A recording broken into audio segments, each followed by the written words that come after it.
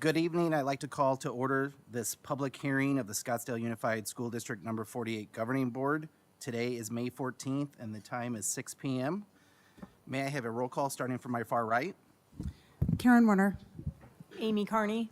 Julie Sanowski. I'm Zach Lindsay. 4 governing board members are present and we have a quorum. Moving on to 2C, presentation on approval and revision number 2 of the 2023-2024 expenditure budget.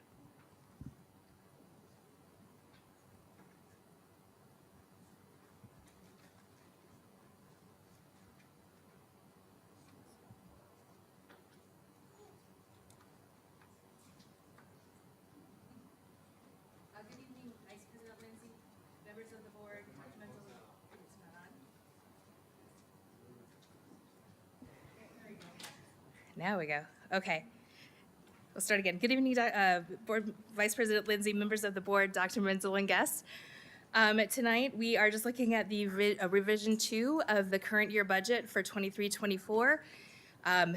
The state mandates that if there are any revisions that need to happen within the budget for a fiscal year, this is the final time to do that. So we'll take a quick look at those items. We did a revision back in January, so this is a second revision.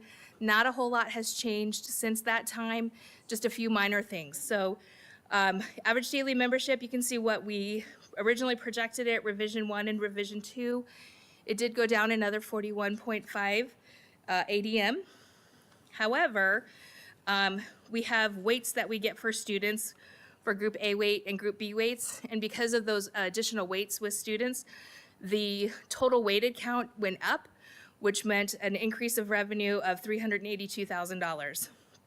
So even though the ADM went down with those weights, we did increase the M&O just a little bit. Other significant changes were within state and federal grants.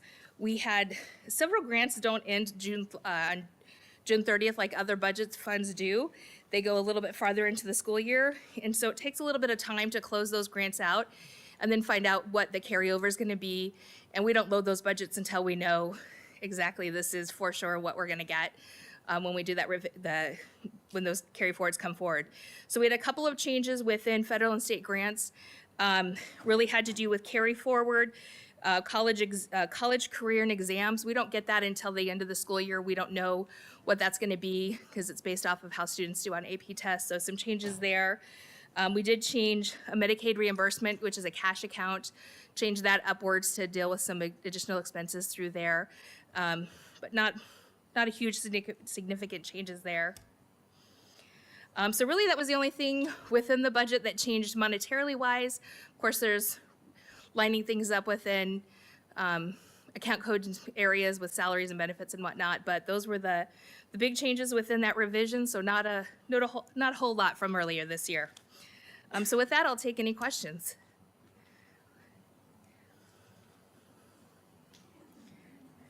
Doesn't look like there's any questions. So we'll move to 2D, public hearing on approval of revision number 2 of 2023-2024 expenditure budget. Are there any questions from members of the public pertaining to just revision number 2 of the 2023-2024 expenditure budget? Doesn't look like we have any questions. So we will move on to 3A, action item, approval of revision number 2 of the 2023-2024 expenditure budget. Do I have a motion? Motion. So moved by Board Member Sanowski. Do I have a second? Second. Seconded by Board Member Carney. All those in favor say aye. Aye. Motion passes 4-0. Moving on to item 4A, I move to adjourn the public hearing. Is there a second? Second. Seconded by Board Member Sanowski. All those in favor, please say aye. Aye. Motion passes 4-0.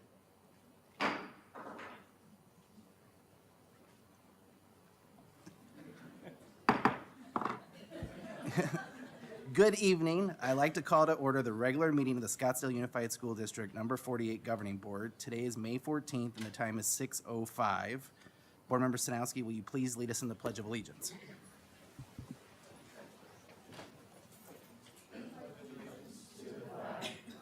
United States of America and to the republic for which it stands,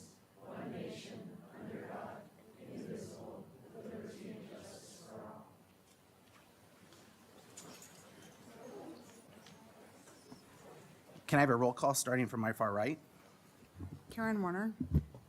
Amy Carney, Julie Sanowski. I'm Zach Lindsay. 4 governing board members are present, and we have a quorum.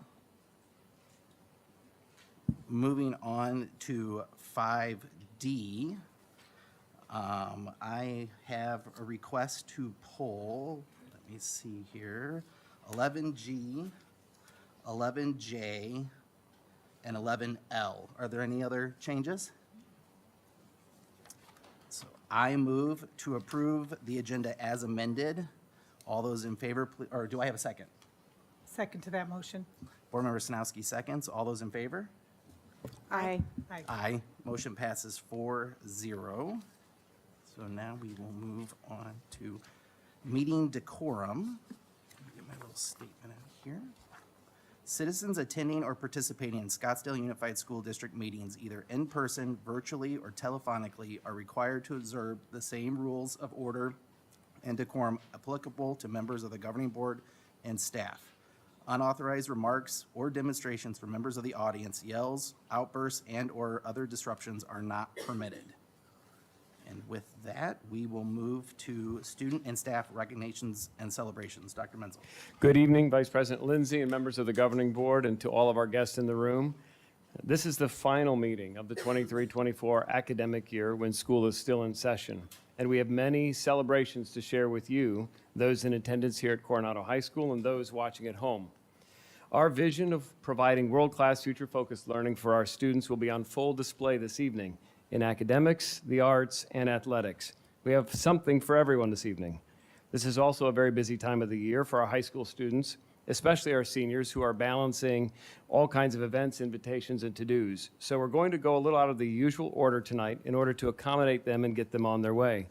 So first, I'd like to invite to the podium Nathan Slater, our district athletic director, who will get us started with 2 wonderful celebrations that were just added to our presentation last evening. Mr. Slater?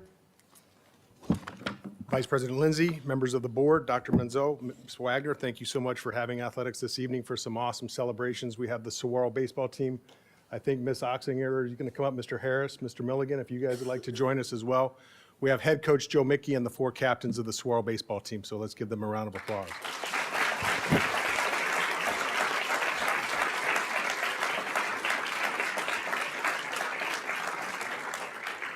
Last night, they won the state championship game at Tempe Diablo Stadium in a 2-1 fashion. It was an amazing game. And speaking with Coach Mickey, it was a, quote, unicorn season for the Saguaro baseball team. The team finished the season 27-3 and beat nationally ranked Bishop Gorman in the Boers Classic on March 13th along the way. Their only losses coming in tournaments. Saguaro finished 18-0 in power-pointed games and earned the #1 seed going into the state tournament. During their 5 games in the state tournament, Saguaro gave up just 4 runs and beat Canyon del Oro, avenging their loss from last year in the state championship game 2-1 at Tempe Diablo to win the 4A state championship baseball tournament. So congratulations, guys.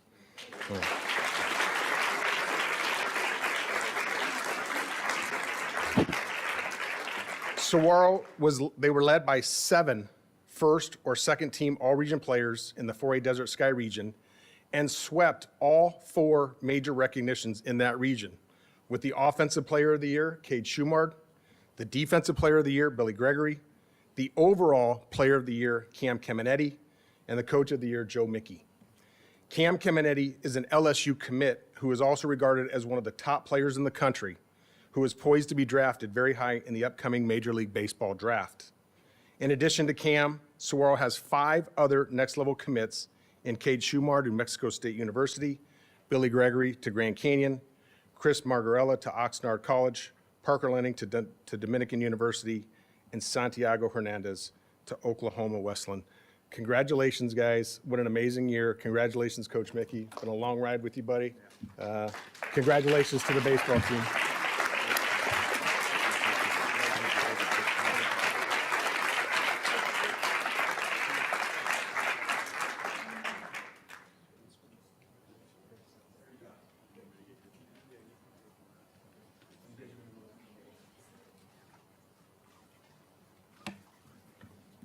And I think in the bullpen, we have Desert Mountain.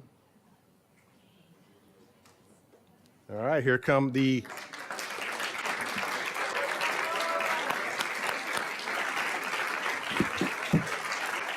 That's good, ladies, right there. Good. That's good.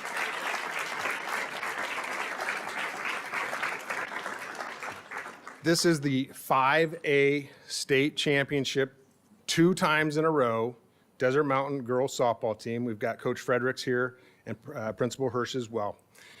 It was another magical season for the Desert Mountain girls softball team, defending their 5A conference state championship, with a 3-1 win over Canyon View last night at Arizona State University.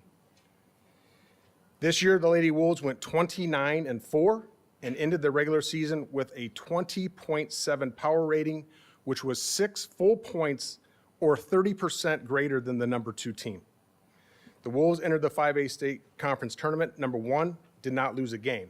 In their 5 games in the state tournament, Desert Mountain outscored their opponents 28-7, continuing their 2-year domination of the 5A conference in softball play. Congratulations to the Desert Mountain softball team.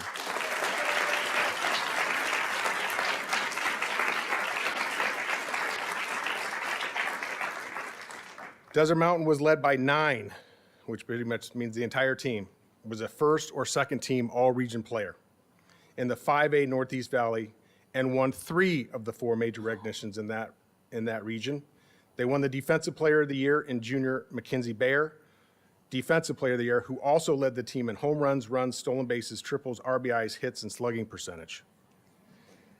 The Offensive Player of the Year, sophomore Lily Goodwin, the Offensive Player of the Year, who also led the team in ERA with a .54 ERA. For those of you who don't know what ERA means, every time she took the mound, the other team scored a half a run. And that's hard to win when they don't score.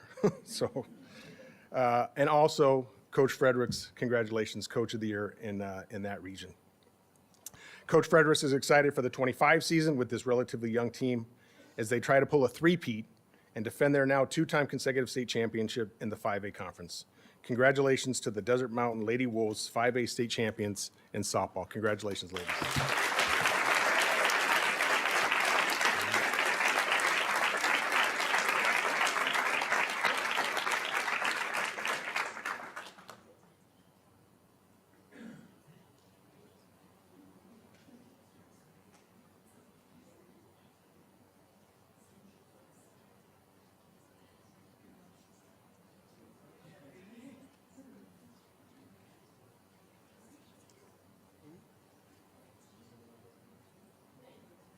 Well, thank you, Mr. Slater, and congratulations to the Desert Wolves and to the Saguaro Sabercats for 2 state championships that we're celebrating tonight.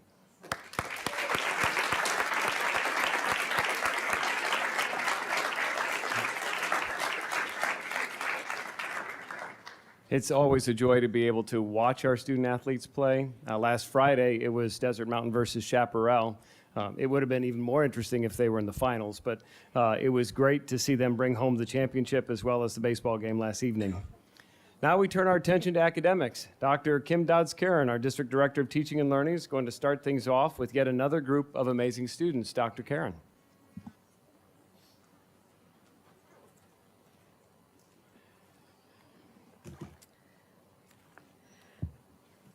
Good evening, Vice President Lindsay, governing board members, Dr. Menzel, Ms. Wagner. It's my pleasure to kick off the academic section tonight for our celebrations, and I'd like to do that by inviting Saguaro High School Environmental Club biology biotech teacher Scott Milne and Johanna Kaiser, our science coach, to join me here at the podium.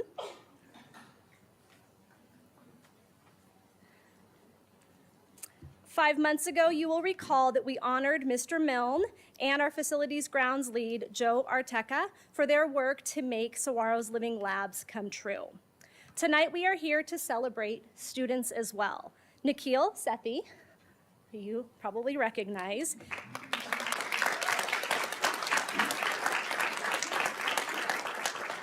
Kate Dalton. Gian Raboyne, Claire Holtree, Sadie Williams, and we can also clap for Chloe Hennessy. She's at dance. we want to recognize our students, Scott Milne and Johanna Kaiser, for the work they have done with telling the stories of SUSD's Living Labs. I'd like you to meet the authors, the co-authors of the soon-to-be published article titled Saving Saguaro Cacti at Saguaro High School. This peer-reviewed article will be featured in an upcoming quarterly edition of the Cactus and Succulent Journal, a publication of the Cactus and Succulent Society of America. It is an international community dedicated to advancing the appreciation, knowledge, research, and conservation of cacti and succulents. Since the Environmental Club's founding, students have delved into the intricacies of living in the Sonoran Desert. Working with the esteemed McDowell Sonoran Conservancy and making our Sonoran Desert their classroom, club members have undertaken an intense study of native plants, and they have created their own cacti and pollinator gardens to bring their studies closer to home, right on campus. These living labs have been observed, studied, and researched, contributing valuable data to the Conservancy's work. Last summer, the Diamond Fire near Sunflower and Bartlett Lake, northeast of Scottsdale, provided additional opportunities for their studies. We want to congratulate all of the Saguaro High School Environmental Club and these students for embracing the educational opportunities that Mother Nature has put at their doorstep and for contributing to the scientific research that will preserve and protect our Sonoran Desert.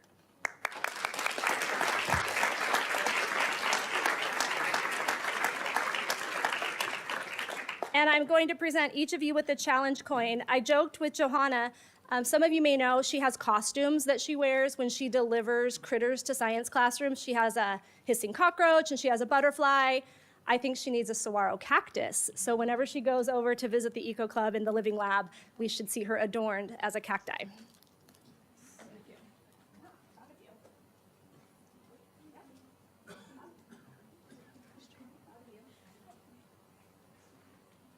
That is quite an accomplishment by our students who are now published. Thank you all. Continuing with our academic celebrations this evening, Assistant Superintendent of Secondary Education, Dr. Melissa Sackos.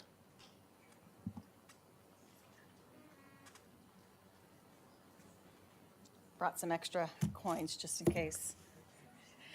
Good evening, Vice President Lindsay, governing board members, Dr. Menzel, Mrs. Wagner, all of our guests here this evening, and our amazing students. SUSD's class of 2024 is outstanding in many ways. If it were possible to host all 1,800, can I bring them in? I wish I could. We would, but it's not possible. This room is not big enough. So instead, we bring your attention this evening to a particular group of students who have excelled in every way possible during their years with us. The blindingly bright futures they have built while in our classrooms, on our stages, in our labs, and on our athletic fields is truly amazing and such a testament to the teachers and schools. I have 7 celebrations to share with you tonight. To save time and because we know we have a full agenda, we're going to bring them all up together, along with their teachers and their school leaders. Please come forward. Lauren Matz from Arcadia, Sonia Patel, Talon Watchman, Chloe Gredis, and Vivian Saavedra from Chaparral, Jonathan Guevara from Coronado, Victoria Leung, and Adelina. Go Adelina. Grottenhouse from Desert Mountain, Amutha Raja Sundaram, and Jake Weiss from Saguaro. Okay, come on. All around. There we go. Don't be shy.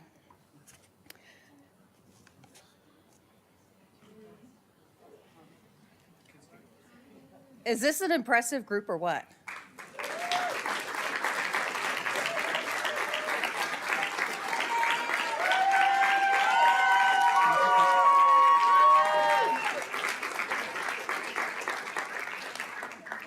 So now comes the choreography. We practice this, everybody, so get ready. The following students, please step forward. Lauren, Sonia, Victoria, Amutha, and Jake. This Titan, Firebird, Wolf, and Sabercrap group have been selected as 2024 National Merit Scholars.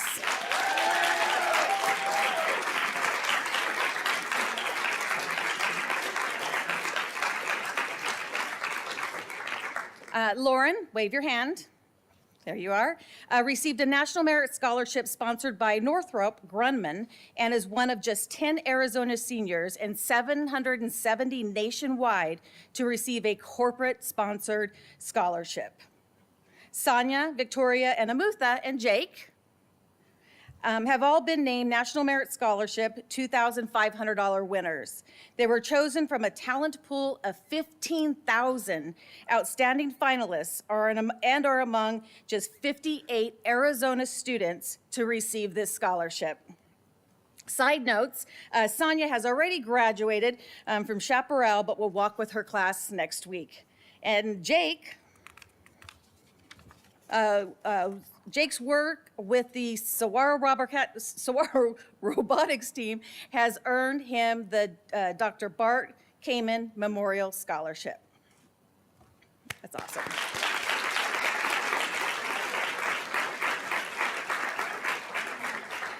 So before I give you your challenge coin, I want you to please step forward, all 5 of you, and briefly share where you're going next year and what you will be studying.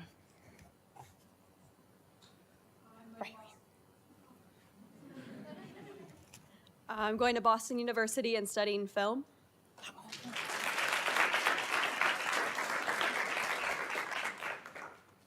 I'm going to Columbia University, and I'll be on a pre-law track, so political science and linguistics.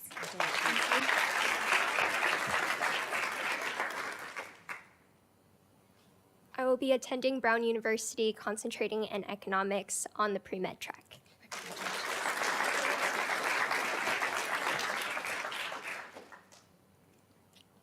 I'll be attending MIT, studying computer science and neuroscience. Wow. Thank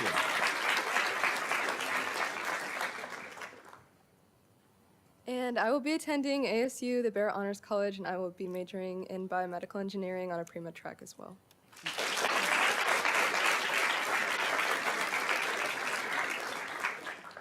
I don't know why I'm so nervous. I think for the mom and dads, it's like, wow, this is happening. So next up, Adelina, please step forward. QuestBridge is a national nonprofit that connects high-achieving students from low-income backgrounds with leading institutions of higher education and further life opportunities.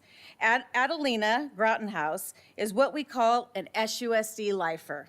She has attended our school since kindergarten, beginning at Desert Canyon Elementary. She went to Redfield for 4 years, moved on over to Desert Canyon Middle School, and then she made her way on to Desert Mountain High School. She was one of 750 last year to receive the Congressional Award Gold Medal, the highest civilian honor awarded in the United States. To earn this award, a participant must log a minimum of 400 hours of voluntary public service, 200 hours of personal development, 200 hours of physical fitness, and a 5-day, 4-night expedition or exploration. To achieve that, get ready, this is what Adelina did. She helped host a talent show fundraiser for the Leukemia and Lymphoma Society that raised $1,000. She volunteered with local public library and overnight camp for the developmentally disabled. She worked as a head lifeguard for the city of Scottsdale public pools, spent 4 years on the Desert Mountain cheer team, went to a trip to Alamos, Mexico, one of our Scottsdale sister cities. Is it any wonder that QuestBridge chose Adelina to receive one of the National College Match Scholarships? Her scholarship covers the full cost of tuition, room and board, books and supplies, and travel expenses. So Adelina, now you get to tell us where you're going next year, what you plan to study. I'm going to Pomona College and studying science, technology, and society. Congratulations.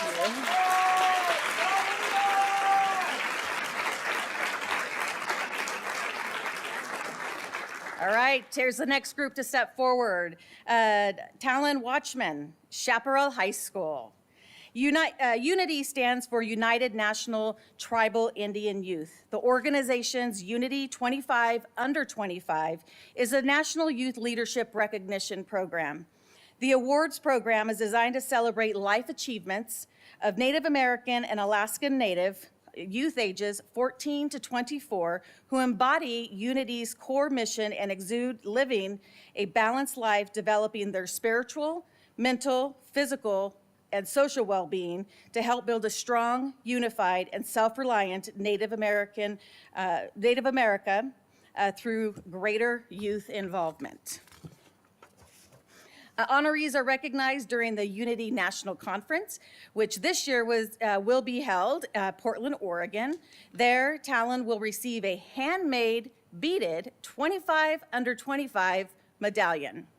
In addition to this wonderful recognition, she'll receive special training by Unity over the coming year that is designed to build on her already amazing achievements as a Native American youth. Each year's leadership class is recognized as Unity ambassadors, serving as a stellar example of Native youth leadership in Indian country and across the nation. Congratulations, Talon. Now let us know what your plans are for next year.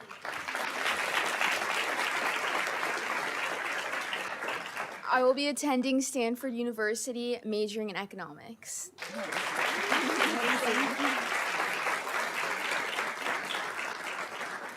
All right. Chloe Gredis, also from Chaparral, you're up. You will likely remember meeting Chloe earlier this year when she was a finalist for a Flynn Scholarship. She stands before you this evening as a full-fledged Flynn Scholar. Say that 3 times.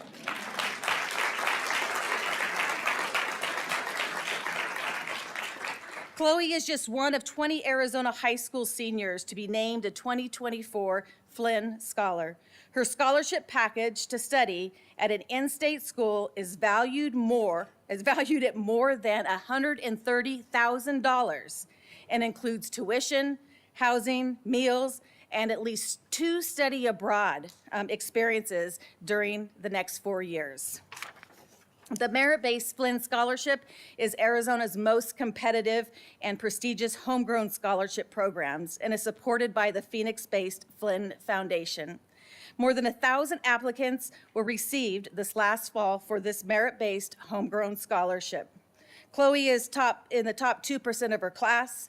She is an artist, a scientist, and a philanthropist. She took all AP classes this year, no senioritis, right?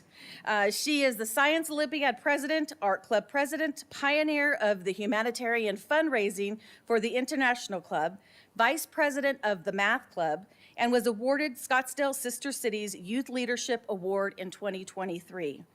A huge honor. She also tutors her fellow Firebirds, volunteers for Gigi's Playhouse, has organized 2 significant fundraisers for Ukraine families, and for 2 summers has been a part of the Honor Healthcare Teen Volunteer Program.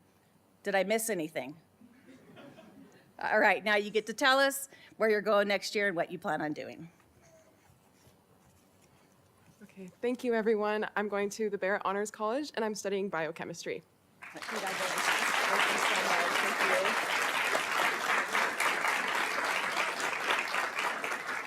you. All right, staying with the Firebird theme, please meet Vivian Saavedra, our 2024 U.S. Presidential Scholarship. That's what I thought. The U.S. Presidential Scholars Program was established in 1964 by presidential executive order to recognize and honor some of our nation's most distinguished graduating high school seniors. In 1979, the program was extended to recognize students who demonstrate exceptional talent in the visual, creative, and performing arts. In 2015, the program was again extended to recognize students who demonstrate ability and accomplishment in career and technical education fields. Each year, up to 161 students are named as presidential scholars. one of the nation's highest honors for high school students, and we are so proud that Vivian is among them this year. The selection of candidates, for the most part, is made based on SAT and ACT scores. In addition, each chief state school officer may nominate up to 10 male and 10 female candidates. Application is by application only. Therefore, students may not apply individually to the program, nor may their schools nominate them. Although no dollars are attached to being named as a presidential scholar, it is among the nation's most respected programs. Vivian will head to the nation's capital next month to receive her award and meet her fellow scholars. We also understand that a White House invitation is in the offing, right? Maybe, okay. Vivian, please come tell us your future plans. I will be attending ASU Barrett, and I will be studying mechanical engineering. Great.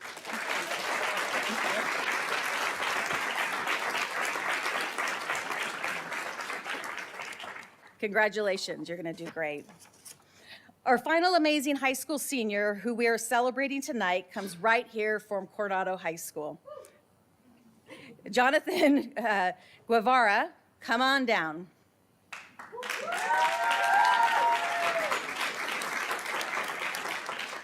It is our understanding that Jonathan, a first-generation college student, has double the reason to be happy as he heads into the final days as a Don.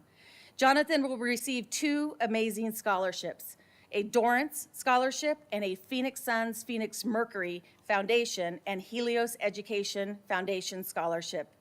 The Dorrance Scholarship is an award that aims to instill in college-going tradition in future generations of Arizona families, to provide financial access and academic support to recipients, and to enhance college persistence through unique enrichment experiences.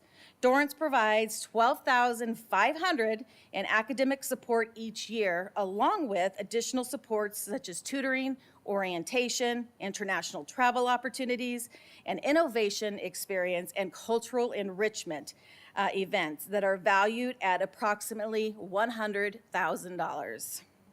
Regarding the Sun Mercury Helios Scholarship, Jonathan is one of just 5. That's right, just 5. Students in Arizona to be awarded the $50,000 El Vale Puede Scholarship. Jonathan is a member of Coronado's wrestling team and balances taking honors, AP, and dual enrollment courses. So far, he's taken 6 AP classes and probably more than that, right? Okay, a little bit more. And also 3 dual enrollment courses. He is also a member of Coronado's JAG, Jobs for Arizona Graduates program. Where will we find you next year, Jonathan?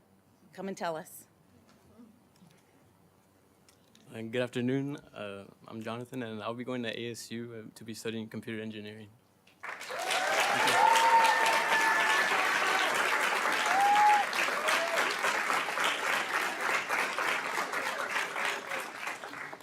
Best wishes to all of you and to all of our outstanding seniors.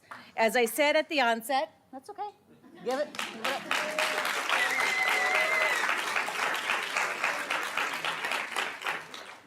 As I said at the onset, all 1,800 of our graduates have achieved something great during their time with us. The students who have joined us tonight set the bar very high. And I've already handed all of you your challenge coins to commemorate your excellence here in SUSD and to take that with you and remind yourself, when a challenge comes up, you got it. So Jonathan, come up and stay with me, and the rest will go ahead and do a picture. Go ahead.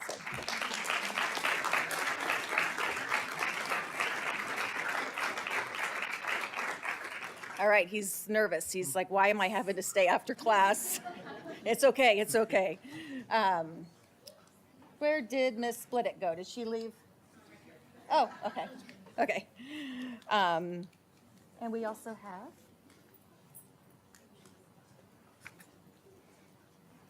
Jonathan is going to be welcoming his other JAG colleagues up here. Hi. I brought a cheerleader. All right. This is Miss Wendy Paez Gonzalez and or Coronado administrators that are with us here tonight. The Coronado High School JAG program, as I mentioned, Job for Arizona Graduates, is a leader among Arizona and national high school organizations. Jobs for Arizona Graduates is a nonprofit that partners with school districts, the business communities, the public sector, and other nonprofits to support and assure success of our mission. JAG's mission is to help young people stay in school and to acquire the academic, personal, leadership, and vocational skills they will need to be successful upon graduation. This year, this group of Dons, along with the many others who could not join us this evening, have brought another slew of honors to Coronado, having been named the state's top JAG club and top runner-up for the best JAG program. Oh, that was...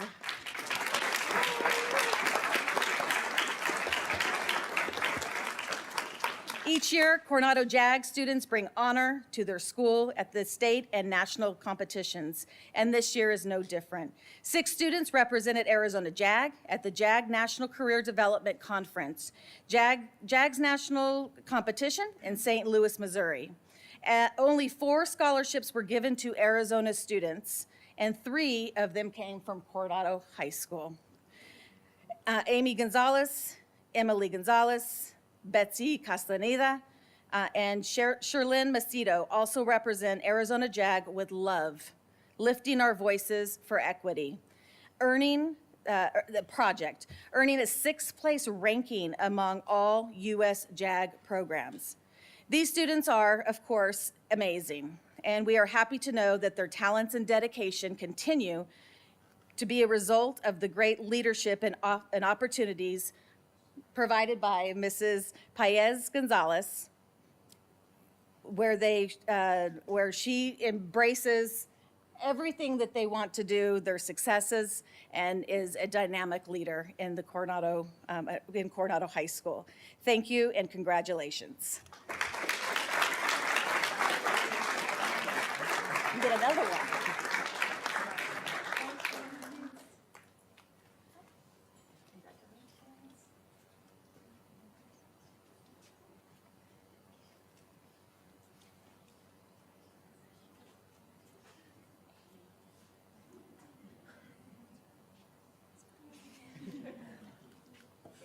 Thank you.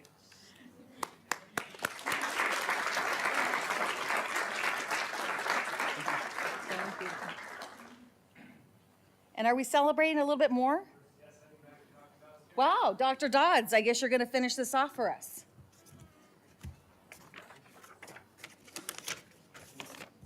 Thank you. Hello again. Much of our focus tonight so far has been on SUSD's class of 2024, but we want to turn our attention now to members of the class of 2025. Would the following students and their administrators and teachers, if they're here, please join me at the podium. Ari Schott from Arcadia High School.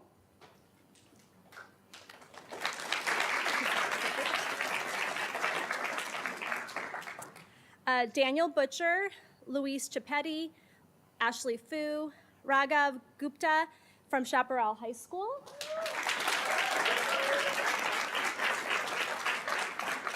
Hi. And I don't think Maximilian Farkas and Charlie Heron are here. Am I correct? Okay. SUSD places a high priority on preparing students for further academic study, should they choose to pursue it. And while most often we associate that pursuit with each year's senior class, in truth, the work starts the moment students set foot in our kindergarten classrooms. And for me tonight, it's neat because years ago when I was in Scottsdale, some of these families were families I knew as elementary school students. Over the years, and with invaluable direction from our state-certified teachers, our guidance counselors, the encouragement of their families, by the time our students are juniors in high school, they're focused on what they need to do to go to college. One of the academic rites of passage, so to speak, is taking the ACT test during their junior year. This is a multiple choice test taken online that Arizona school districts are required to administer each year to the junior class, and the state pays for this. The ACT measures a high school student's readiness for college and provides colleges with a common data point that can be used to compare all applicants when students are seniors. The test is broken into 4 sections: English, math, reading, and science. A perfect score is 36. I bet you can guess why these kids are here. These are our SUSD students, class of 25, who have achieved just that last month, a perfect score of 36.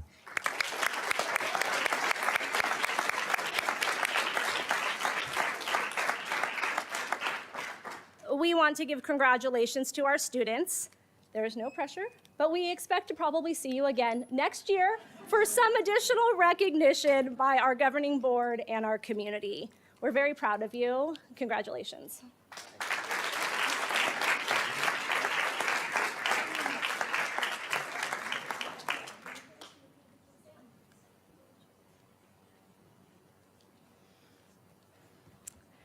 And now that the gauntlet has been laid down, we want you to meet some of our excelling middle school students.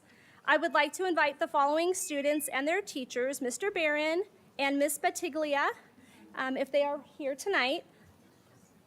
If their school leaders are here as well, and Mr. Sean Crozier, our state and federal programs coordinator, to join me here at the podium. Not yet. I'll call the students in a second. Come on up, Mr. Barron, rallying his students. I'll call you by name. I would like to invite the following students so we can know who you are. Azul Ortiz Tinoco. Is Leilani Quinones Montanez here? Both from Tonalea School. Thank you for being here with your teacher, your principal. Is Catherine Hunter from Desert Canyon Middle School here? No. Okay.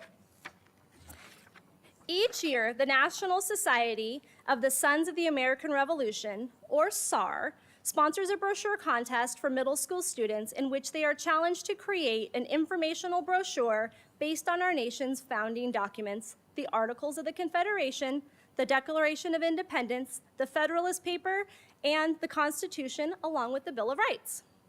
SAR is a nonprofit, nonpartisan organization dedicated to promoting patriotism, preserving American history, and teaching American history to future generations. SUSD's involvement with this social studies competition started with Mr. Crozier when he taught at Tonalea. This year, Desert Canyon Middle School joined in on the competition. I'd like to invite Mr. Crozier to the podium to say a few words. Thank you very much.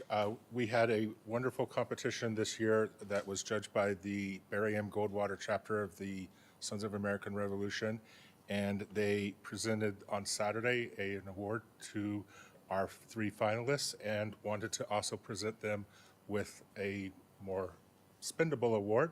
So if I could have Azul, please.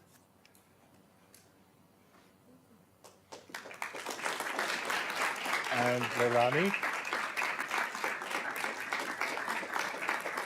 And Catherine will get her award tomorrow as well. But thank you. Your presentations and your brochures were amazing. They were well thought out, and I just want to say huge thank you to you for participating, and to Mr. Barron and Ms. Batiglia for their participation as well.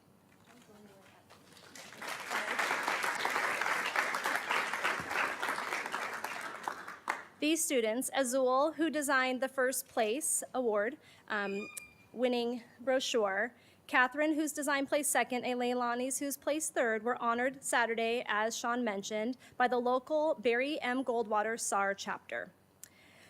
And we've learned that all 3 students' brochures will be entered into the state competition. Did you know that? Well, now you do. Students, congratulations on your fine work and the excellent ways in which you have incorporated history, social studies, and art into your projects, and good luck in the state competition.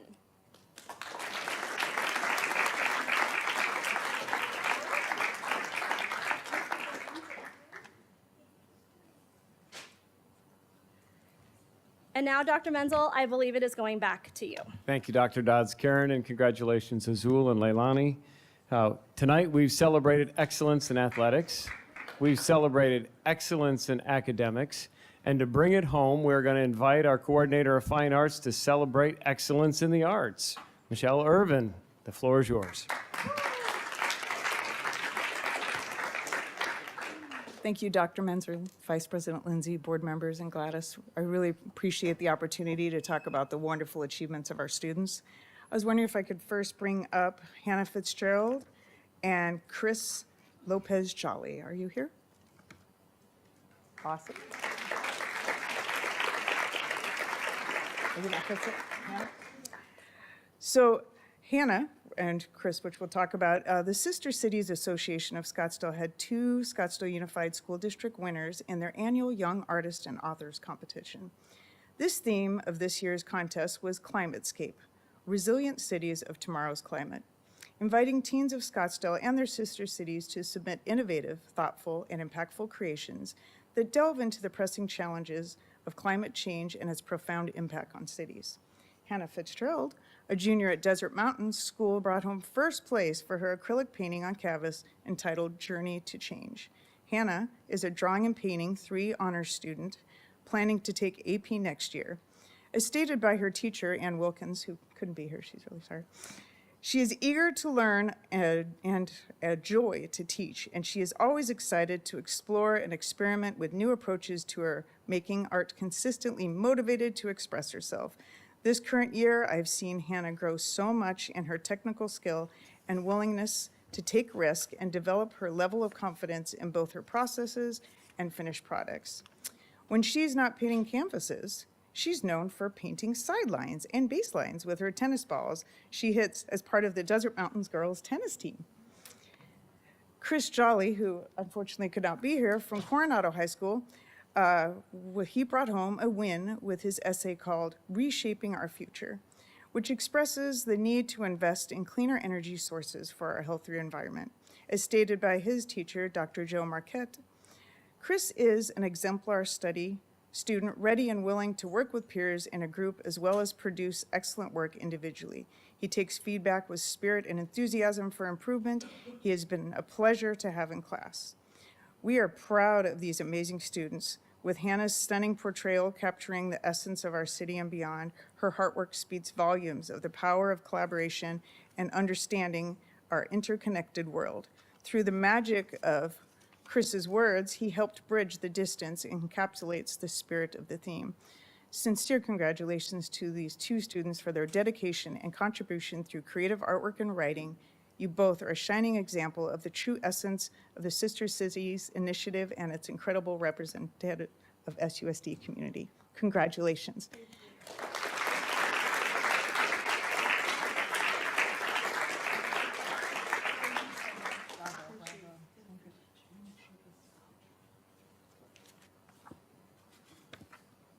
I have more. Can I bring up Cameron Friedman?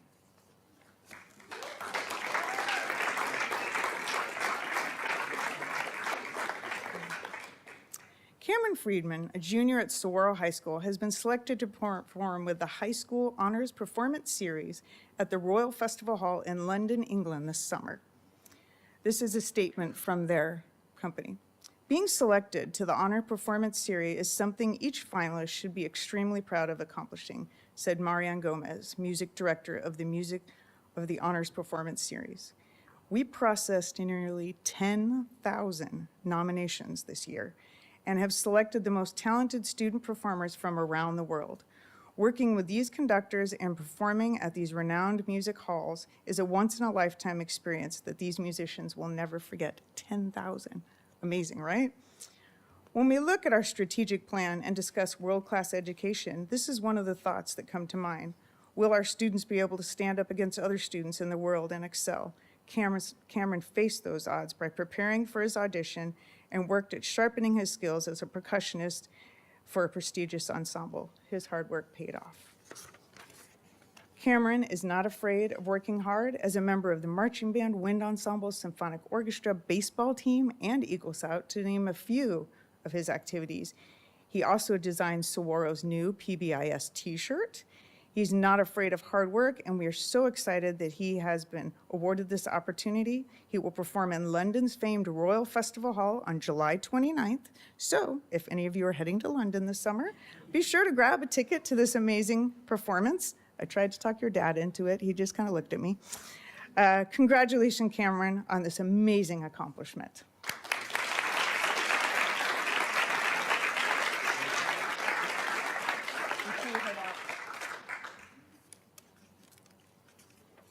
And we've got more.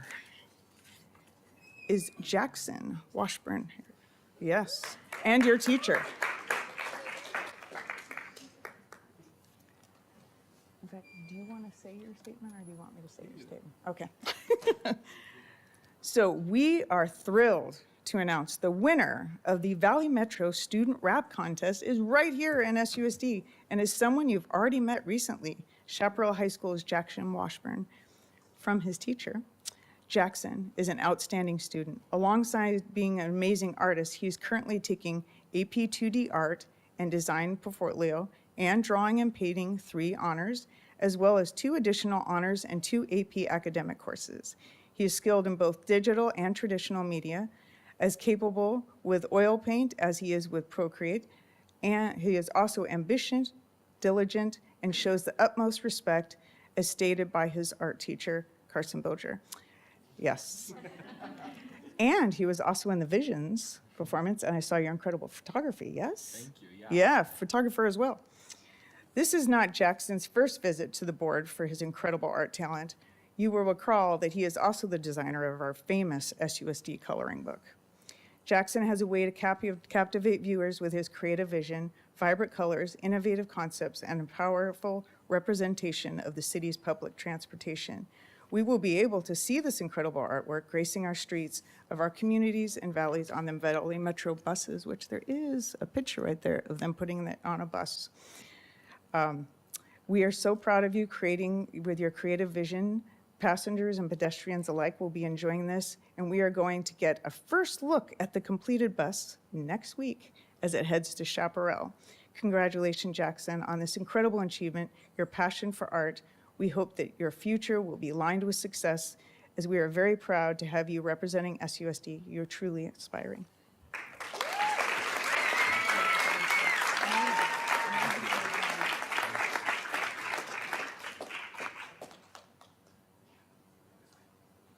His teacher is amazing, too. All right. We're getting there.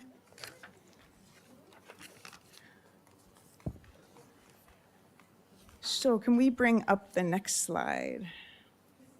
So we do not have all of these amazing students here, but I did not want their accomplishments to go unnoticed.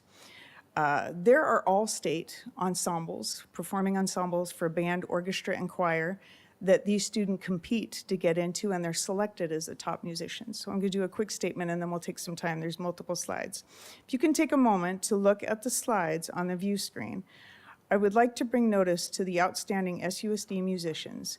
Today, I would like to celebrate their incredible music talent with the school community, as to be selected in a prestigious Arizona All-State Ensemble from 5th grade elementary all-state strings to middle school all-state orchestra. Take a chance of those all Kokopah right there, pretty amazing. To high school all-state band, orchestra, and choir. These exceptional students have showcased their dedication, passion, and remarkable skills in music. Their hard work and commitment have earned them a well-deserved place as the best musicians in their grade level. Please join me in congratulating these talented students on their extraordinary achievement. Their talent, perseverance, and musical excellence inspire us all.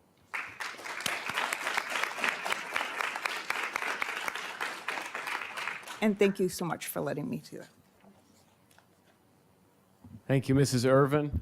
There is no doubt about it that Scottsdale Unified School Districts are excelling at every level and in so many different ways. As we always say, what we do day in and day out from one school year to the next is because kids. And tonight, I think that the only conclusion that can be reached after these celebrations is a definite confirmation of that mission and its results. So I want to thank you. all of our students and families who are a part of the celebration this evening. And with that, we'll conclude our celebrations. Moving on to 7A, Student Advisory Board, 2023-2024, presentation on Arcadia High School, Chaparral High School, Coronado High School, Desert Mountain High School, Saguaro High School, and Scottsdale Online. Dr. Sackos, want to introduce? I'm not sure if this group needs any introduction, but Nikhil's going to lead this off for us. Good evening, Vice President Lindsay, Governing Board, and Dr. Menzel and Ms. Wagner. Here is our final, can't believe I'm saying final, SAB update this year. Where is the space bar? There it is. Okay, so we're going to discuss Teen Town Hall and also, of course, our subcommittee update. And then we also, I guess, have some spotlights at the end. So from Teen Town Hall, we had Teen Town Halls at all 5 high schools. And there was a lot of common themes, as we do see every year, and discussions are ever evolving. We have, of course, complaints with bathrooms and facilities, which we have been working closely with our facilities team on, and they've come and been very receptive to what we've had to say at our schools. And we've also been discussing student parking and shade structures. We've actually had conversations at my school, and I know other schools, about changing our parking system to make sure that as many students and staff have access to parking as possible. With complicated school infrastructure and stuff like that, it's taking us a little while, but we have some ideas and plans for next year that will hopefully get put in place.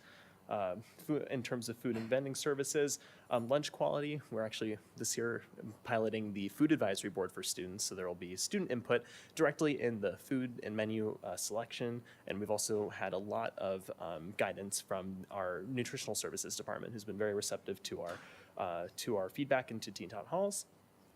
Cafeteria improvements at some sites.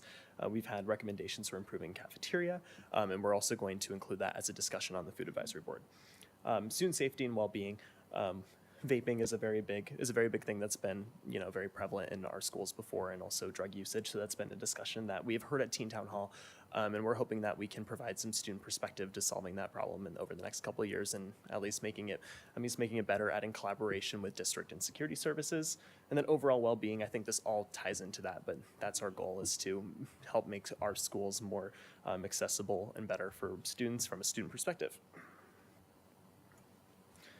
Technology and connectivity, we have a lot of things with a lot of issues over here sometimes this year, especially. We've had some highlights on that, so we've been working and discussing that. And then academic and extracurricular activities, very broad, very big subject, but block schedule and class duration, we've had some discussions about slightly altering class schedules. Advanced placement and dual enrollment courses. Hopefully we will be adding even more AP and dual enrollment courses over the next couple of years. A lot of that is staffing dependent, of course, but we're hoping that there are a lot of teachers who are willing to start offering some of these courses, which we've actually found a lot of teachers who are expanding their course offerings. Club formation and funding. We've just been providing information to students on how to found clubs. Then school spirit and activities. We're gonna try to improve the communication between our school admin and also with the school district to be able to allow students to do more on their campuses in terms of spirit and assemblies, things like that. And then funding for various needs, we discussed this, but a big one was tax credit donations. We're going to see how we can further share this opportunity with families in the school district so that, we can fund more clubs and help find areas where there could be more funding so we can support from other clubs. Student engagement in school activities, that's a big one, mostly on student side. And ensuring the timely grading of assignments. I know this has been an issue that we've heard echoed this year, but making sure that teachers get student grades in on time so that they're not trying to run up their grade right towards the end of semester or quarter. And then, yes, this is a big one. Thank you to especially Mr. Rayler, Ms. Spilbury, nutritional services teams. They've come to almost all of our Teen Town Halls, and they've been very receptive to our feedback, and they've been helping us with coming up with solutions on different issues. And everybody in this room who has attended Teen Town Halls, thank you so much for taking time out of your day. I know you all are very receptive and have been very helpful to us on coming up with solutions to different issues, so we really appreciate it. And now we're going to move into subcommittees.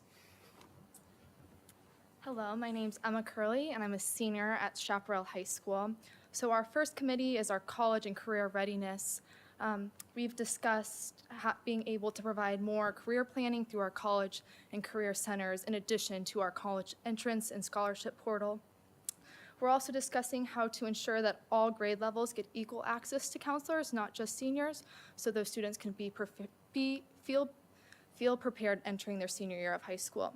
And then finally, we are considering new relevant classes for particular career paths. Our communications subcommittee has primarily been discussing Student Square and how best to utilize that platform. Students now can join groups with the help of an advisor or a group manager. We're also trying to include the Student View link into Student Square for easier access. And then finally, we're working with Student View and Parent View to enhance the efficiency of their site. And finally, for me, safety and security. Always bathrooms are a continuing concern at most high schools, and how to decrease vandalism and vaping. And there's continued discussion going on next year. Good evening, board members. Technology is another one of our subcommittees, so we discuss special education and continuing to review and update assistive technology, equipment and resources, and then blocked websites are a continued concern in the classroom because a lot of websites that are needed for classroom material are unfortunately blocked. And then next, climate and culture. We reviewed over the Hanover Climate and Control student data. And we're making progress, but it's still a disconnect with student and adult perceptions. We did see a lot of a positive increase in our data this year, and high school has overall been a better experience than middle school. We saw a lot of high schoolers saw that they enjoyed school more this year than last year and expressed interest more in mental health services, and they expressed appreciation for teen town halls. So it's great to hear that our teen town halls are being appreciated and the student services are being enjoyed. And I'm assuming this is a senior spotlight.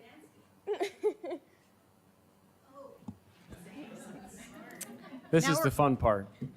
Yes, this is a fun part where our high school principals are here this evening to showcase our graduating seniors. I'm really excited to say some great things about Ella tonight, and I've been looking forward to this for a long time, young lady. Ella's quite an amazing student that I've had the pleasure of working with the past 2 years at Arcadia. She consistently has demonstrated remarkable qualities as a student and as a person. Her integrity and genuine nature set her apart as a truly exceptional individual, and she possesses rare attributes that clearly distinguish her from her peers. Ella's extensive involvement includes serving as a student advisory board senator, executive producer of Arcadia News Network, where she's pictured up here, active participation in the Student Voice Committee, membership in the National Honor Society, her role as the Student Government Secretary, Vice President of the Student Equity and Inclusion Committee, which is a club she started, and President of the Bring Change to Mind Club. She was recently honored with the Caitlin Jane Stern Memorial Award in recognition of her consistent dedication, positive attitude, and high-quality contributions to Arcadia News Network. Her outstanding work on ANN not only showcases her talents, but also sets a commendable standard for her peers to aspire to.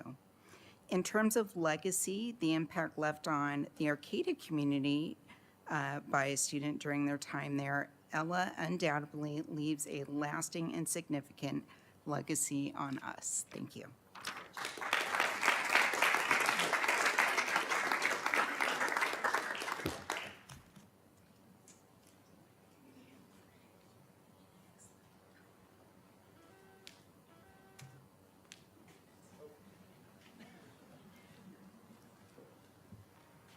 Okay, that's me. So I'm Josh Pantier, principal at Chaparral, and we had 2 seniors on our student advisory board this year. The one you see here is Emma Curley, and then also Shay O'Brien. So just a few words about both of them. Emma is a member of NHS. She's on Girls Academy advisory panel, been a competitive soccer player, all the clubs. We don't recognize a valedictorian at Chaparral High School, but if we did, she would be in the running, and I think we have like a whole slew of kids who have basically a 5.0 academic GPA, and she's one of them. So she's an amazing student. Shay is, he's like one of the most well-rounded students we have at school. His GPA is also over 4.0, but he's also been heavily involved in student government for a long time and is a football player. And so somehow he finds time to balance all of that with his academics. And if I had to guess about why he's not here tonight, it's because he's sort of a primary caregiver at home also. So he balances everything. What I think is great about Student Advisory Board is that these are kids who are basically volunteering their time for the betterment of students around the whole district. And that really speaks to who Emma and Shay are. They're both humble and respectful. Anytime we have discussions about issues or problems there might be at school, they always do it in a kind way, and in a way where they're looking for positive solutions that are going to be good for everyone. So it's been a joy to work with both of them for the last couple of years, and I'm looking forward to seeing what they do in the future. Congratulations, Emma.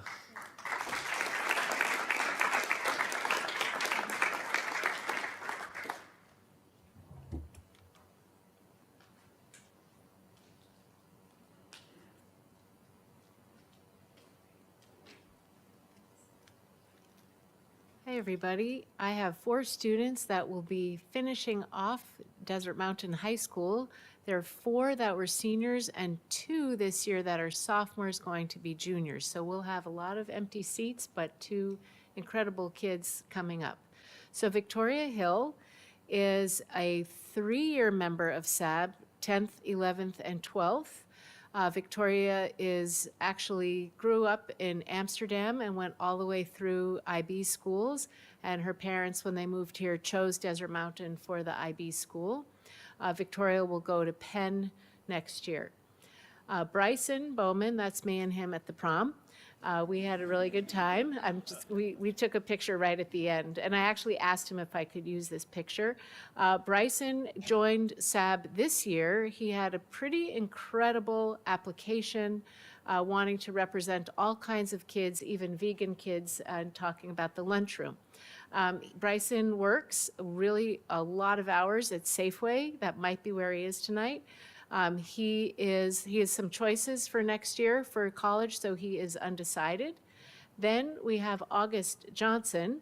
August is sitting in his USC shirt at USC. This was a dream of his to go to USC. He is probably still taking an AP test right now. He has so many.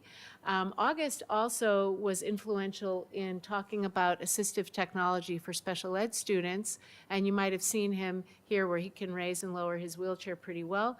He's a really phenomenal student, very strong-willed, and never let me forget that we had meetings. And then Vedant Vashi is also, it was interesting, he was in class with August. They were both in the econ, and you can see August kind of right behind him in that picture. They've been friendly, and Vedant is also a Calc 3 student, and he spends the last part of his day as a math tutor in a math teacher's classroom. I also think he has some options he's exploring for next year. So one thing I do want to share that I'm really proud of, especially the 3 boys, they got on the news with me to advertise the Teen Town Hall, and all 4 of these people went over the menu and what we should do. They were insistent on having it at lunch, and I had heard that the Teen Town Hall at lunches were small in the other schools. Ours was after school traditionally, and we usually had about 50 people. Well, these kids figured out how to get 200 servings of something or other from Chick-fil-A, and we ran out of sandwiches, and it didn't matter. There were loads of students there, and I was so proud of how they ran the meeting. And we did talk about all of the things that were on those boards, but also so much more, and a lot about academics. So I was really pleased that all of these folks, they represent a really great swath of kids at Desert Mountain, and I'm going to miss them a lot. And thank you, Dr. Sackos, for running this fantastic committee.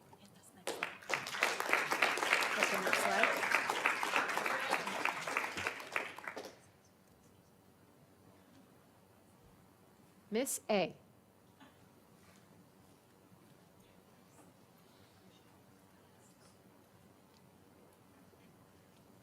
Told him not to look at me. This is a little bittersweet. I've been with Nikhil. We've been together for 4 years.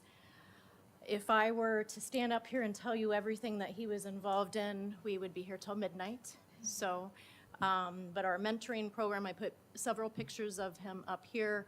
He's involved in our robotics, Math and Science Academy, Eco Club, our mentoring program, student government, and he is pretty much referred to as the mayor of Saguaro. So I had to type something up because I'm not going to get emotional. So I worked with 3 of your other teachers today. And this is what we came up, this is from all of us to you. Nikhil is an excellent leader, incredibly bright, intellectually curious, has unmatched work ethic and perseverance to match. Clearly has a passion for learning, but more importantly for the betterment of his community, and he shows his dedication to that daily. It amazes me how much he is involved in and how skillfully he juggles all of it. It has been a pleasure to get to work with Nikhil on his various projects, and I look forward to seeing what he is able to do with his skills in the future. We sometimes say at Saguaro, Nikhil, that the job of our upperclassmen is to keep those doors open and continue to open them for our underclassmen, and you have done that every single day. So we appreciate you immensely and love you to death.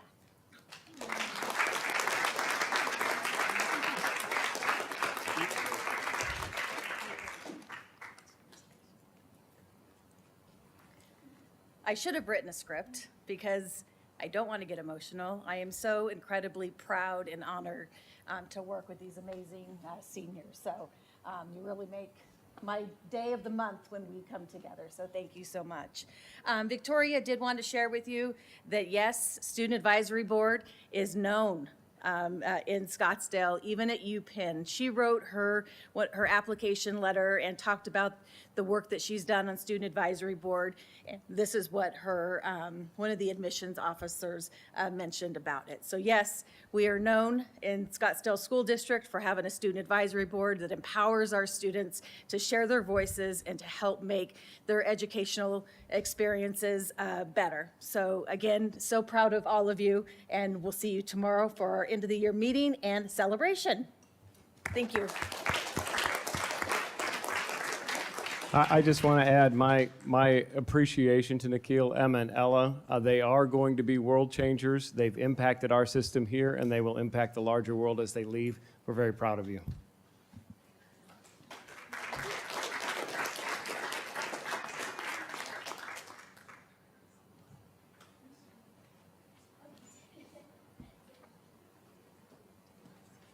Do you have any board member questions? Well, everybody left, so I just wanted to. Yeah.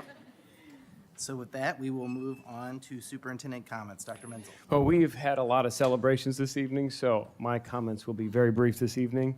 As we prepare for the final 7 days of school, actually 6.5, I want to take this opportunity to express my gratitude and appreciation for the SUSD staff.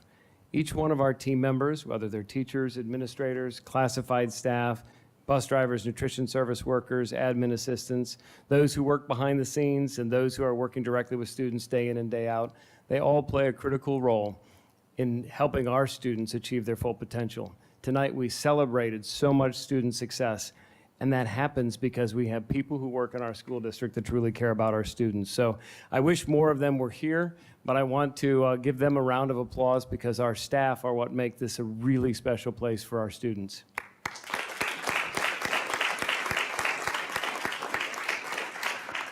I also want to commend the graduating class of 2024. You may recall they started as freshmen online in the 2020-21 school year, and they have navigated the challenges that were thrown their way, and so much success was celebrated this evening. And as Dr. Sakos mentioned, we couldn't bring all 1,800 in, but next Thursday night we will celebrate all of them as they walk across graduation stages and prepare for the next phase of their life. So congratulations, class of 24. And finally, I want to thank our parents and the Scottsdale community. School systems can't do it alone. We engage in a partnership with our parents as they entrust us with their students in preschool or kindergarten all the way through 12th grade.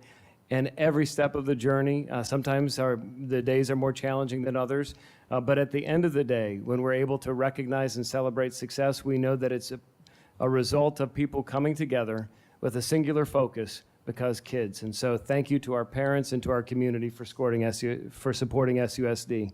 And that will conclude my comments this evening. We will move on to 9A, public comment. The guidelines for public comment have been shared during the meeting decorum statement and are outlined in Board Policy BEDH. Tonight, we have 8 speakers. When your name is called, please approach the podium and state your first and last name and your association with the district. After that, you will have 2 minutes to address the board. Apologies in advance if I mispronounce anybody's name. First up is Patricia Pellet, followed by Jeff Rattay. Good evening, Governing Board. My name is Patricia Pellet. In 2023, on 3/28, a hop, skip, drive driver notified me and that my boy had been being abused by another passenger since January. She notified Hop, Skip, Drive in January, who emailed SUSD in January. SUSD never stopped the abuse. Even after I notified Dr. Menzel and the board of the abuse, there was no changes to SUSD's transportation department. Instead, Hop, Skip, Drive's contract was renewed in June of 23 against my wishes. On April 16th of 2024, a Hop, Skip, Drive driver raped a 16-year-old SUSD student while driving her home to a group home in Levine. SUSD used gaslighting in their response to the ABC News reporters' questions. They acted like this has never happened before. ABC News then ran my boy's abuse story on 5/7/24 after learning about the rape case was just one of many of the gross negligences. SUSD told ABC News reporter the individual employee who this Hop, Skip, Drive person emailed was out of the office and didn't see my email. Hop, Skip, Drive emailed Diane Watson on 1/30/2023 at 10:30 a.m. about my boy being abused. Diane Watson sent out an email that day at 1:49 p.m. to another contact. Diane Watson was actually quite busy emailing from January until March, and I have all the emails to prove it. If anyone wants to see these stories, look up ABC News and SUSD. If anybody knows who this girl is, please get my name to her group home, her caseworker. Thank you. Jeff Rattay, followed by Leanne Breckling.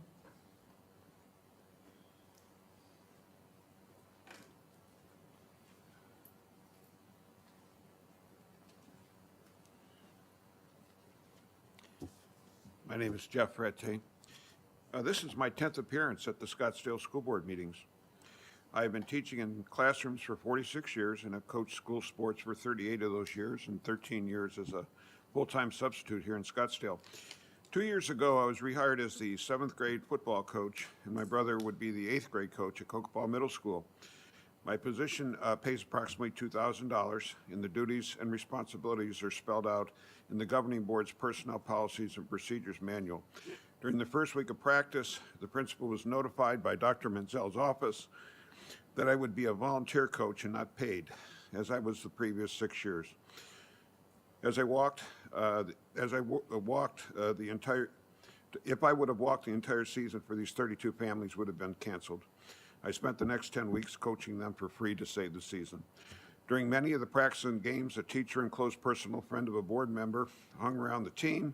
This lady never coached a single day. Toward the end of the season, I found out she was paid my coaching stipend. I was told by your lawyer recently that the audit books list her as a 7th grade flag football coach at Kokopah. It's a lie, and it's a theft of public funds. After the last school board meeting, I wrote a letter to your finance director and received no response. It seems likely that someone in your finance office was involved in this swindle. Dr. Menzel and each of the board members signed off on this scam. I've asked for an investigation, but have been ignored. If the families of those kids found out about this, they would be furious. Your lawyer keeps reminding me that the statute of limitations to sue a public entity is past the 1-year mark. My next step will be to involve the state superintendent's office. When the Scottsdale School Board reverts to Republican leadership this November, accountability will be restored. Leanne Breckling, followed by Mike Bingert. Hi, I'm a parent of 2 students at Cover Ridge. Last month, the SUSD board accepted as part of its consent agenda a donation of supposedly patriotic books for each Scottsdale public school. I had heard about these books, but because they are not available in local public libraries, I hadn't a chance to review them. However, they are now being introduced to schools, and I checked out a few today. The Tuttle Twins series that was donated is marketed aggressively online to homeschool parents as an alternative to liberal woke education. They were described to the board as patriotic and American. However, in the few books that I've had a chance to read, they seem anything but, and has come across as very subversive to the civics lessons that are part of our core curriculum. For example, the illustrated children's books such as The Law and Education Vacation espouse principles that are anti-government, anti-tax, anti-regulation, and anti-schools. They promote inaccurate statements like, our rights are God-given, and that taxes are the same thing as stealing from people and discourage people from working. For middle schoolers, there's The Tuttle Twins Guide to True Conspiracies, which includes a questionable chapter on Hunter Biden's laptop. In another chapter, the book suggests that video of Ukraine being shelled during the Russian invasion was created in Hollywood studios. The True Conspiracies are being shelved as fiction alongside The Babysitter's Club, but the chapters present as facts with selective supporting material. Moreover, they are formatted as textbooks with a what we have learned synopsis at the end of each chapter. More often than not, these synopses conclude that the government, which is made up of people, are bad guys that lie, manipulate, and conspire against citizens every chance it gets. This doesn't sound very patriotic or American to me. I ask the board pause placing these books on library shelves until the proper district committee can review the books to determine if they are appropriate educational material for our students and support the learning objectives of our district. Thank you. Mike Bengert, followed by Adelina Grotenhouse.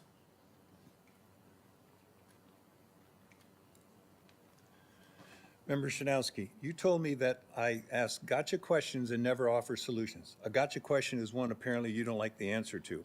I'm surprised you want me to suggest solutions since you have repeatedly told me to trust you as an expert and essentially we parents and grandparents should sit down, shut up, and color.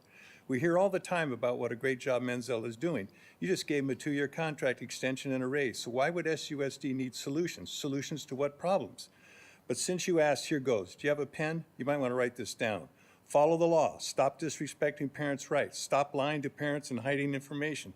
Focus on academics. Find out and fix the root cause of the district's dismal academic performance. Until you do, the performance won't improve. Having a handful of kids who excel is great, but what about the other 20,000 plus students? Identify the root cause of parents pulling their kids out of SUSD. Again, nothing will change until you fix the root cause. Stop assessing students' mental health and start assessing what they aren't learning.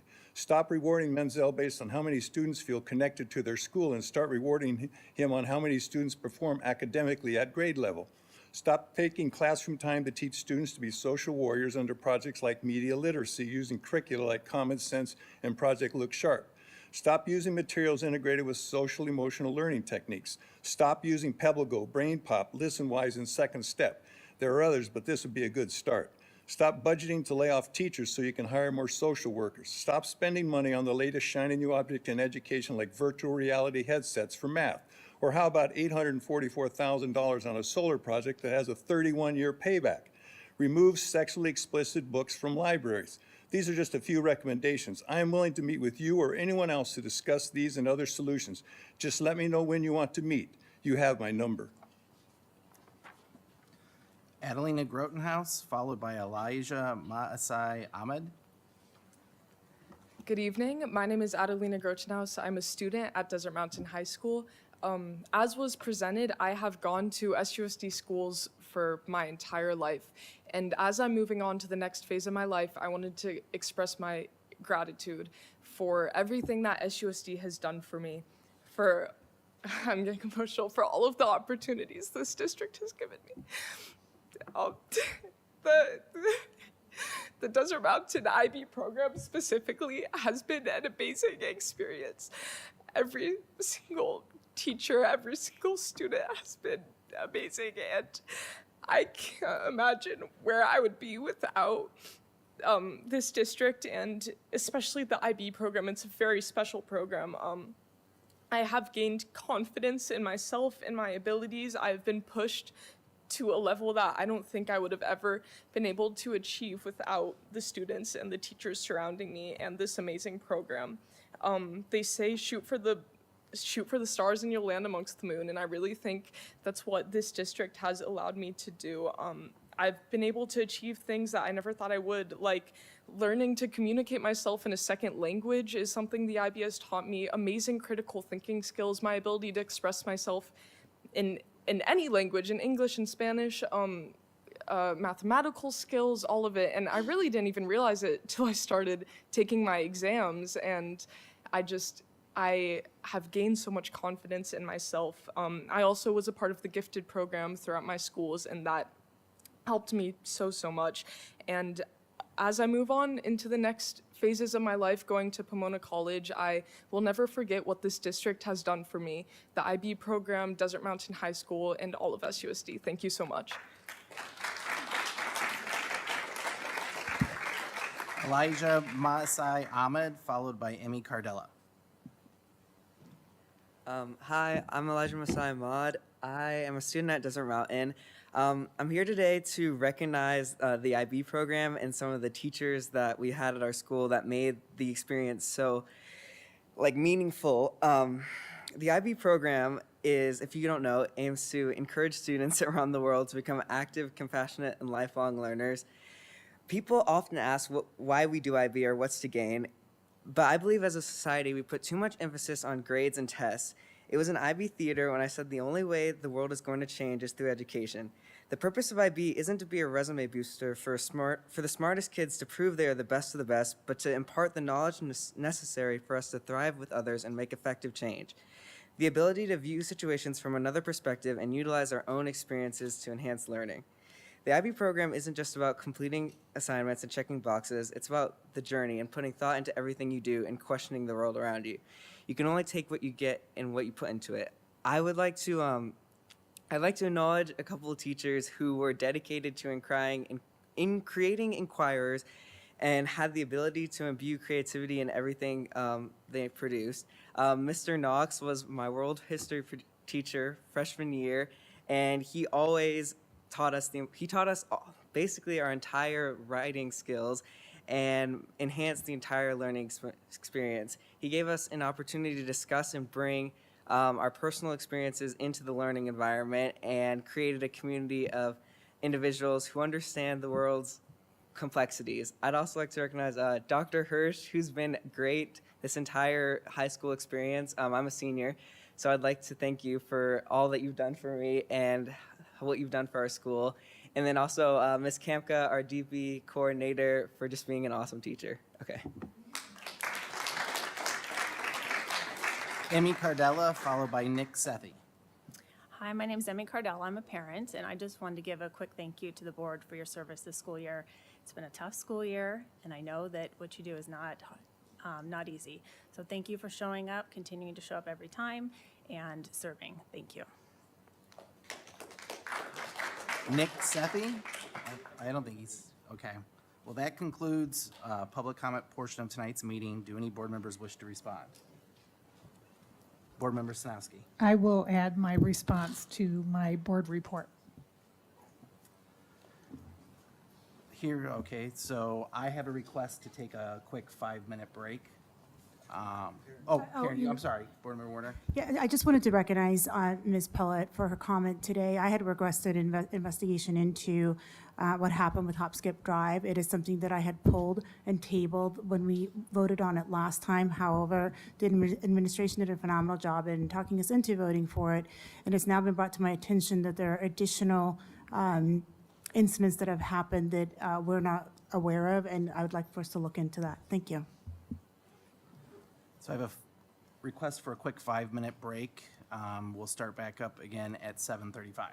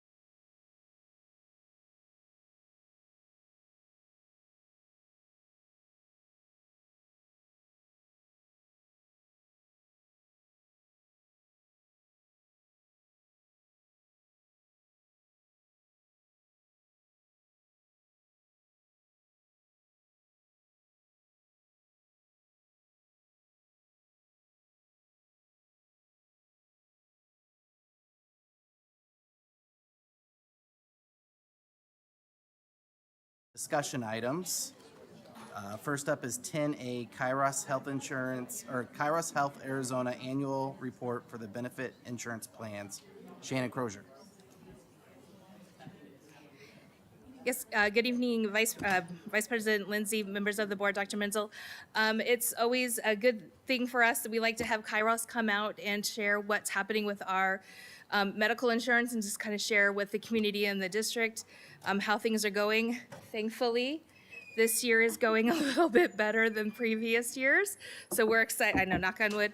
So we're excited about that. So we have with us Jennifer Sherman here from Kairos Medical, who will go over how our insurance has gone for this year. Hello, governing board members and Dr. Menzel. Thank you so much for the opportunity. Shannon, thank you for the introduction. You saved me a little bit. So I am here tonight honored to, first of all, hear all the great news and celebration that happened earlier. It's the favorite part of my job to hear the successes that you guys have. It's truly life-changing, so thank you for all your efforts. Secondly, for health insurance, we are going to be talking about high-level overview of what's happened with SUSD within the Kairos pool. For those of you that aren't familiar with Kairos, it's not a traditional insurance name. Kairos is actually a pool of public entities that have joined together for better buying power, administrative services, and stabilization of premiums year over year. Currently, the pool exists to service public entities, including school districts, cities and towns, and fire districts. Today, we're sitting at approximately 71 enrolled members. Scottsdale is one of those members. Scottsdale sits outside of the pool as a self-insured member, so we'll talk about how that rating structure works and rates year over year historically. We do have some good news. For those that are interested in the pool and its success, this year we're adding 13 new members. So as of July 1st, we will actually be 84 members, which we believe will just increase the stability and the buying power for public entities in the state of Arizona.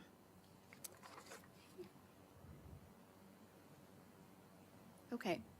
So we frequently are asked the question, why is insurance so high? How are insurance premiums calculated? And for Scottsdale, because they are a self-insured member, the answer is high level, figured out on this page. So you'll see from left to right, loss funding basically encapsulates what we look at in terms of historical claims information, as well as what is anticipated for claims going forward based on what's happened in the past and conditions that we're aware of. So that becomes our claims utilization and our loss funding. On top of that, we pair something called stop loss, which is a fancy word for reinsurance. Reinsurance actually comes in with a self-insured plan to provide an additional layer of protection on any high-cost claimants. So we set that stop loss level threshold to provide Scottsdale some additional protection on the claims risk. And then finally, admin expense. So at Kairos, we are very proud to say that our admin expense runs at about 7%. If you're involved in insurance at all, you know that standard administrative expenses for the big insurance companies, the BUCAs that we call them, usually run somewhere around 15%. So admin expenses encapsulates a lot of information, but it includes network rental of our United Healthcare Choice Plus network of providers. It also includes claims administration and many other things, as well as administrative support to the district staff, including financial analysis that's provided monthly, as well as claims audits, et cetera. With all of that added together, we come to an annual figure that is the annual recommendation of funding. Scottsdale, of course, has the ability to come back and forth with us and say we're not going to fund at that level, and then we see how the claims play out throughout the months in the year. One quick snapshot, which we could delve into this and talk about it for days, but to give you kind of a high-level overview, we look at certain categories for spending. So on the page in front of you, you'll see inpatient hospitalizations, outpatient, office visits, and pharmacy. Scottsdale, as you may have heard year over year, has had some troubling years with their claims experience. In 2021, you'll see on the page before you, 21-22, you'll see on the page before you that we had a large hospital inpatient expense. And then finally, on the pharmacy quadrant on the far right-hand side of the page, you'll see that the biggest cost driver that we're facing right now is pharmaceutical expenses. We'll talk about that a little bit more on the pages to come. Okay, one other way that we start to look at the cost drivers within a group is high-cost claims or large claimants. There's some information down below, but suffice to say, in 2021, our average high-cost claimant was 35 claims at about $4.2 million in total spent for those high-cost claimants. As we follow this year over year, you can see an increase. 21-22, we had 42 claimants at a total cost of $4.9 million just for those claimants. Then finally, in 22-23, we had 41 claimants that represented about $5.8 million in spend of our total $11.3 million in total spend. So we did have some very catastrophic claims that were hitting the plan. And then finally in 23-24, now this is year to date, this is from July through the end of March. We have 44 claimants that represent about $6 million in spend out of about $11.5 million. As Shannon alluded to, we're actually seeing claims level off, if not come down a little bit, but we still do have some high expenses we're facing in the future. Okay, again, looking at those large claimants, we dissected it even further and started to look into the claimants that are over $150,000 because we know we have some people that have had some very high costs. You can see on the chart for 23-24 that number has come down by 1. So we have 12 claimants over $150,000 so far from July to March 31st. The categories for those conditions can be seen on the right-hand side of the page. So cancer is one of our biggest cost drivers and the treatment of it, and that's what we're seeing on the pharmacy side. A lot of the medications are used to treat the cancer. We also have musculoskeletal. We did have one very large claim and another additional claim related to musculoskeletal over the past several years. Cardiac care, neurological, trauma, and infection. All told, for those 12 individuals, those claimants, we spent $3.3 million of the total plan spend. As I mentioned, pharmacy has become one of our biggest cost drivers to keep an eye on. You can see on the right-hand side, the pie chart, our plan spend right now is really being driven by those pharmaceutical costs. As I said, most of it is related to cancer treatment. 63% of our pharmacy plan spend is related to specialty medicines and things. If you look on the left-hand side of the page, you'll see we break down medications into traditional classes as well as specialty classes. Traditional is stuff that we're all accustomed with. Diabetes, allergy, asthma, immunizing agents, mental health, and hormonal agents are our top 5. The top 5 specialty classes are the ones that cause us the great concern. Oncology, chronic inflammatory disease, drugs, orphan drugs, HIV, AIDS, and multiple sclerosis are driving the costs. This is a lot of information to take in on one slide, but if you follow along, you'll see the historical financial performance of Scottsdale within Kairos. So the first year they joined, from 2017 to 2018, they were a new plan. So you can see from top to bottom, we're estimating gross contributions. Now the contributions used to be a factor of being paid by the M&O budget as well as the SUSD Trust Insurance Fund. Okay, so that total was paid by both of those buckets, if you will. Down below that, you'll see loss expense we talked about. That's actually what those claims costs are. And then ancillary products and stop loss administration, additional cost. And then finally, is there a surplus or a deficit? So of the number that we anticipated for claims, plus the actual claims utilization, did we have a surplus or a deficit for the year? You'll see in 2018, 2019, and 2019, 2020, those 2 years we actually did have a surplus, meaning we actually saved money by being self-insured within Kairos. From there on after, you start to see an interesting trend on the loss expense where those claims costs start to jump up pretty drastically, and it aligns with the charts that we've looked at before. Down below that, you'll see recommended increase from Kairos. So year over year, we help with actuarial underwriting. We also help with financial budgeting, but we do talk with, in this case, Shannon Crozier, CFO, and the school district to say, based on what we're seeing, we recommend that you increase your contributions by this much percentage.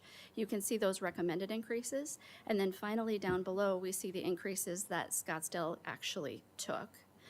We do know over the past years that Scottsdale has put a huge emphasis on not increasing premiums for teachers or staff out of their paycheck every month, which is commendable. I completely understand where that's coming from.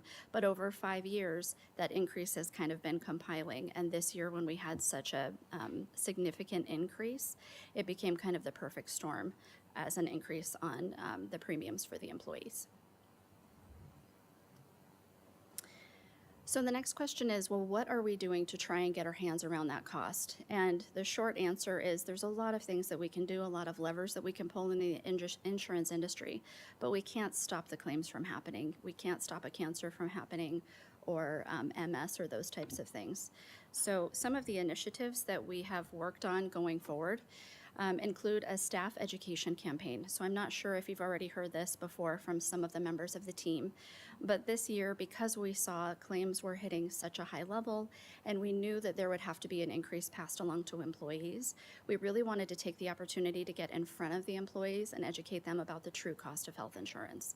So yes, you may go see a doctor, you might pay a copay, but the actual cost of that visit, or if you go to this doctor versus that doctor, that specialist, the true cost of those types of services. So all told, Kairos and Scottsdale partnered, and we had 28 site visits, God bless you, 28 site visits where we were able to interact with the employees and really had some impactful messaging. We got a lot of great feedback and a lot of opportunity to interact with the actual staff that said, wow, I never knew this before. So they were incredibly appreciative of those efforts. Additionally, Kairos has a team of nurses on staff. They're called our Nurse Navigator program. They're a team of 5 nurses, but it's over and above the traditional insurance offering. But we have hired 5 nurses in-house to help our members in sort of an advocacy role.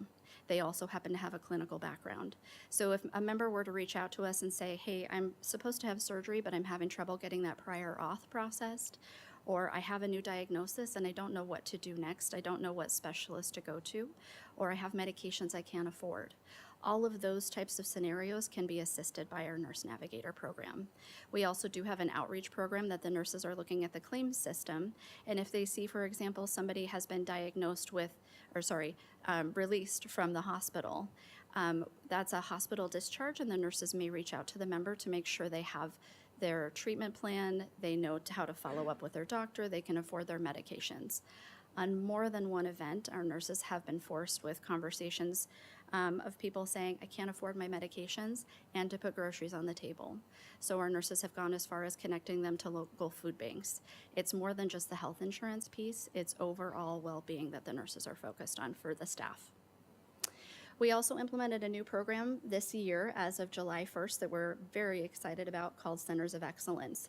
This Centers of Excellence will be a third-party vendor that we're utilizing that we can connect members to for certain types of diagnosis. So think of cardiac care, orthopedic procedures, as well as some types of cancer care. But if there is a member and those diagnoses pertain to them, they can reach out to our COE, Centers of Excellence provider, and be put in touch with best-in-class providers for that specific condition. If it is deemed to be a match for them and they use the COE providers, which are very recognizable names that we can announce after July 1st. If it is deemed to be a match, it's voluntary. If they use that system, they pay nothing out of pocket for that treatment. So to be able to say to a member, if you are facing cancer treatment or orthopedic procedure or cardiac care, and we can get you care at zero cost, is incredibly impactful. We also know because it is a Centers of Excellence, we're dealing with the best-in-class providers, so they statistically have better outcomes for our members. There's no risk or less risk of rehospitalization and infection. They're better outcomes for the member. We also added a discount lab in addition to our lab offering today. We're expanding our offerings. The lab offering now provides members the opportunity to go see a discounted lab service. If my doctor says it's time to go get some labs, I can direct them that I want to go to this discounted lab service, and I save money, the plan saves money. We've spent so much time educating the population on how to save money for yourself and for the plan for long-term sustainability. I'm very excited to see what traction we get on that discounted lab. Independent claim audits. So Kairos as a whole takes it upon themselves to audit claims every year. And through that, we have had several recoveries year over year for Scottsdale Unified School District. We also do take the vendor procurement off of your plate. As being part of a pooled member, we actually do procure those benefits for you and go out and evaluate the market for the best offerings at the lowest cost. And with that, I will take any questions. Board member questions? No questions. Thank you, sir. Good to see you. You guys take care. We're going to move on to 10B, proposed issues for consideration for the 2025 ASBA political agenda. Board member Carney?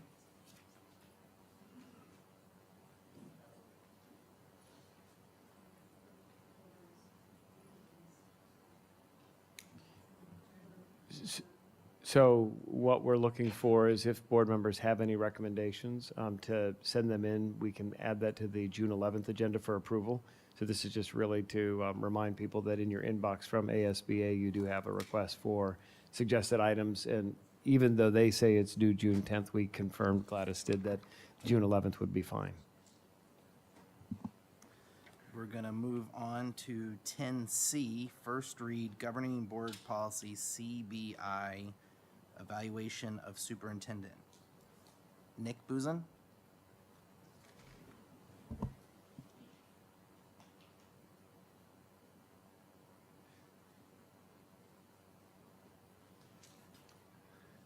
Good evening, Governing Board, Vice President Lindsay, rest of the Governing Board, Dr. Menzel, Ms. Wagner. This is a relatively minor, actually it's probably as minor as it can get as far as policy amendments are concerned. The practice, my understanding is the practice is to conduct the meeting in which the evaluation of the superintendent is going to occur after May. So the policy currently says it has to be scheduled no later than May 31st. The practice has been to do it in June. And so this policy amendment proposal is to amend it so that it conforms to practice and that the meeting has to occur by June 30th. Any questions? Board member Carney? Thank you. I just have a question on this because I had questioned this policy last year, and I was told that it says shall schedule a meeting, not hold the meeting, but I was told that shall schedule a meeting. So according to what I was told last year, we would not need to change the date on this policy, correct? I agree with that reading of it also. This just makes it so it's extra clear. And since the practice is already to do it in June, I think out of an abundance of caution to avoid any other readings of that sentence, the proposal is to change it to June 30th.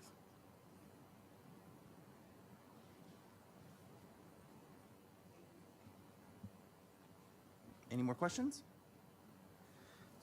Thanks, Nick. Thank you.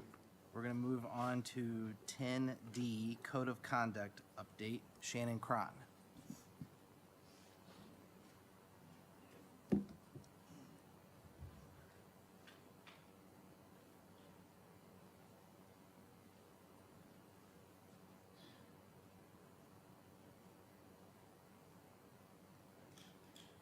All right. Good evening, Governing Board, Vice President Lindsay, Dr. Menzel, and Gladys.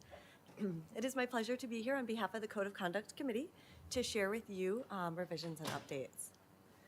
So the purpose of the Code of Conduct Committee is to review the SUSD Uniform Code of Conduct and ensure that it's in compliance with federal, state, and local law.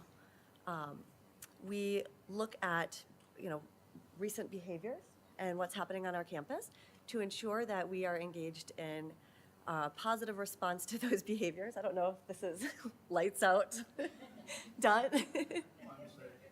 No, you're good. So our goal is to create a positive learning environment at each school, which is really focused on preventing discipline. So again, having those conversations around what we're seeing on campuses, making sure that we're developing a clear and consistent approach, looking at our behavior matrix and ensuring that those response to behaviors are consistent across schools. The Code of Conduct Committee is a district level committee, which is comprised of several different members of staff. So myself, Matt Lynn, Dale Merrill, who oversee and support our MTSS framework. We've got members from our CIMAR team who are very familiar with what information has to be uploaded to the state and our attendance policies. We've got representation from our school campuses, from our assistant principals, both at the elementary, middle, and high school level. So they are the ones that are really dealing with a lot of these behaviors on campus, working with parents. And then also a TOA who is gathering feedback from teachers, bringing that information again to the committee, and then of course district security as well. So here you can see our 3-year trend. Just wanted to share with you a history where back in 2021-22, we are still during that COVID timeframe. So of course there were less students on our campus, less opportunities for students to engage in problematic behavior. So at that time period, just year to date, August through the end of April, we had 3,329 total minor or major discipline infractions. Last year, we were looking at 3,874 at this time of year, and this year we're at 3,751. So we've seen a slight decrease in those major discipline behaviors on our campuses. Here you can see what our top 5 infractions are by level. So looking at elementary, middle, and high school. The one thing that each of these levels has in common is that defiance and disrespect is still in our top 5. That is not surprising. It's been pretty consistent throughout the years, fairly consistent across the country and in Arizona, obviously as well. In terms of recommended updates, the committee would like to revise language just to add clarity and update phone numbers, ARS statutes, so some minor changes there.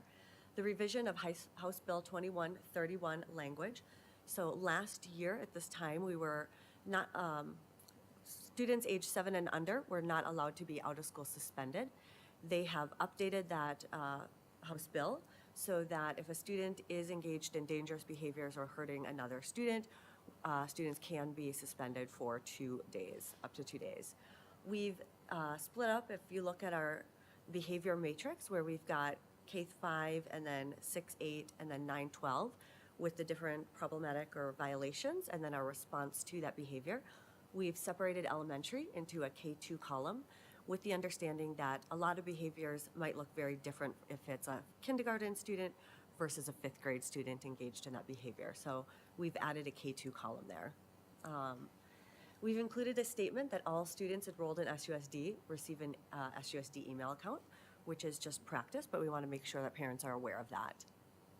We've included a link to AI guidelines. So as AI has become more and more common under technology agreement, so parents can click on that link and go to the website to receive the most up-to-date information. We've also added inappropriate use of AI under academic dishonesty. We've added a statement to include referral to MTSS team or tiered interventions under minimum consequences for level 1 infractions. So there with the hope being that if a student engages in a minor behavior, we're going to reteach that behavior and try to correct the problematic behavior so it doesn't happen again. We've included threat assessment as a response to level 2 infractions and included second step permission form under student release section to ensure that all parents will see that information in the Code of Conduct. In terms of next steps, the Code of Conduct Committee will continue to meet in the fall. We're looking at implementing the tiered system, or I'm sorry, the tiered fidelity inventory to assess our implementation and sustained practices of MTSS. We are looking at prioritizing data analysis and expanding prevention strategies and tiered behavioral interventions to address our current needs.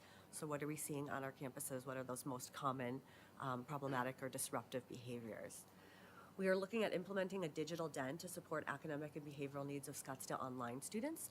So giving them a place where they can come and actually meet with a teacher to receive academic support or help with executive functioning, organization, prioritizing assignments. We're considering updating the board policy regulations to allow students to carry naloxone or Narcan. So I'm not sure if anybody had the opportunity to attend any of our fentanyl awareness presentations. We did have over 300 parents attend to date. We've got 2 more presentations scheduled. So one of the big things that came out of that presentation was just the awareness of how prevalent fentanyl is in our community. We live in Arizona, and over 50% of all fentanyl that enters the United States goes through Arizona. And so that recommendation was that, everybody should have it on them. If you're walking your dog in the park, there's a chance that your dog is going to smell something. A little kid picks something up, they could have that exposure. So we would like, if parents have, feel comfortable, to be able to allow their students to carry that Narcan with them. We are looking at considering implementing a district-wide system to track minor behavioral infractions. So really kind of separating those minors from those majors to help teachers have a better understanding of, what's happening in their classroom in regard to more of those non-teacher pleasing behaviors, but not something that elevates to an office discipline referral, but, to really try to provide that support when it comes to classroom management for our teachers. And then a use of a district-wide office discipline referral. So right now there's a couple forms that, different schools are using, but we would like to have something that's more systematic. And then consider implementing Lightspeed Alert across all high schools. And that is a system where right now, if a student was looking at any kind of, or searching, I guess, on their district device, anything having to do with school threats, self-injurious behavior, suicidal ideation, an alert would be provided to the school team, and they would be able to intervene and provide support services and notify parents of those concerns. So we will continue that conversation, and of course, see if that is something that we want to expand to high schools. And if so, we want to make sure that we're providing, significant time to notify parents of that system as well. So, and with that, I'm happy to take any questions or comments. Board member questions? Board member Snowski? Thank you, Vice President Lindsay. Thank you for the presentation. The Student Code of Conduct is a very important document. So I would like for us to make a very intentional effort to make sure that it is not just at the beginning of next school year, it's not just a sign off on, but there's actual discussion with students and parents about the content of the Code of Conduct. And I know some teachers and some campuses do address this a little bit differently, but I do not want this to be a just sign and move on, because later what happens is people will say they didn't know. So I know our Code of Conduct is very thorough, but I'm going to ask that we are very intentional at communicating that to both our students and parents. And then one more thing. I have a question for you. You kind of touched on a little bit, Shannon, and that really was like, what efforts are we really putting in place to target some of those top 5 behaviors district-wide? What approach are we using collectively to try to change the behavior of our students?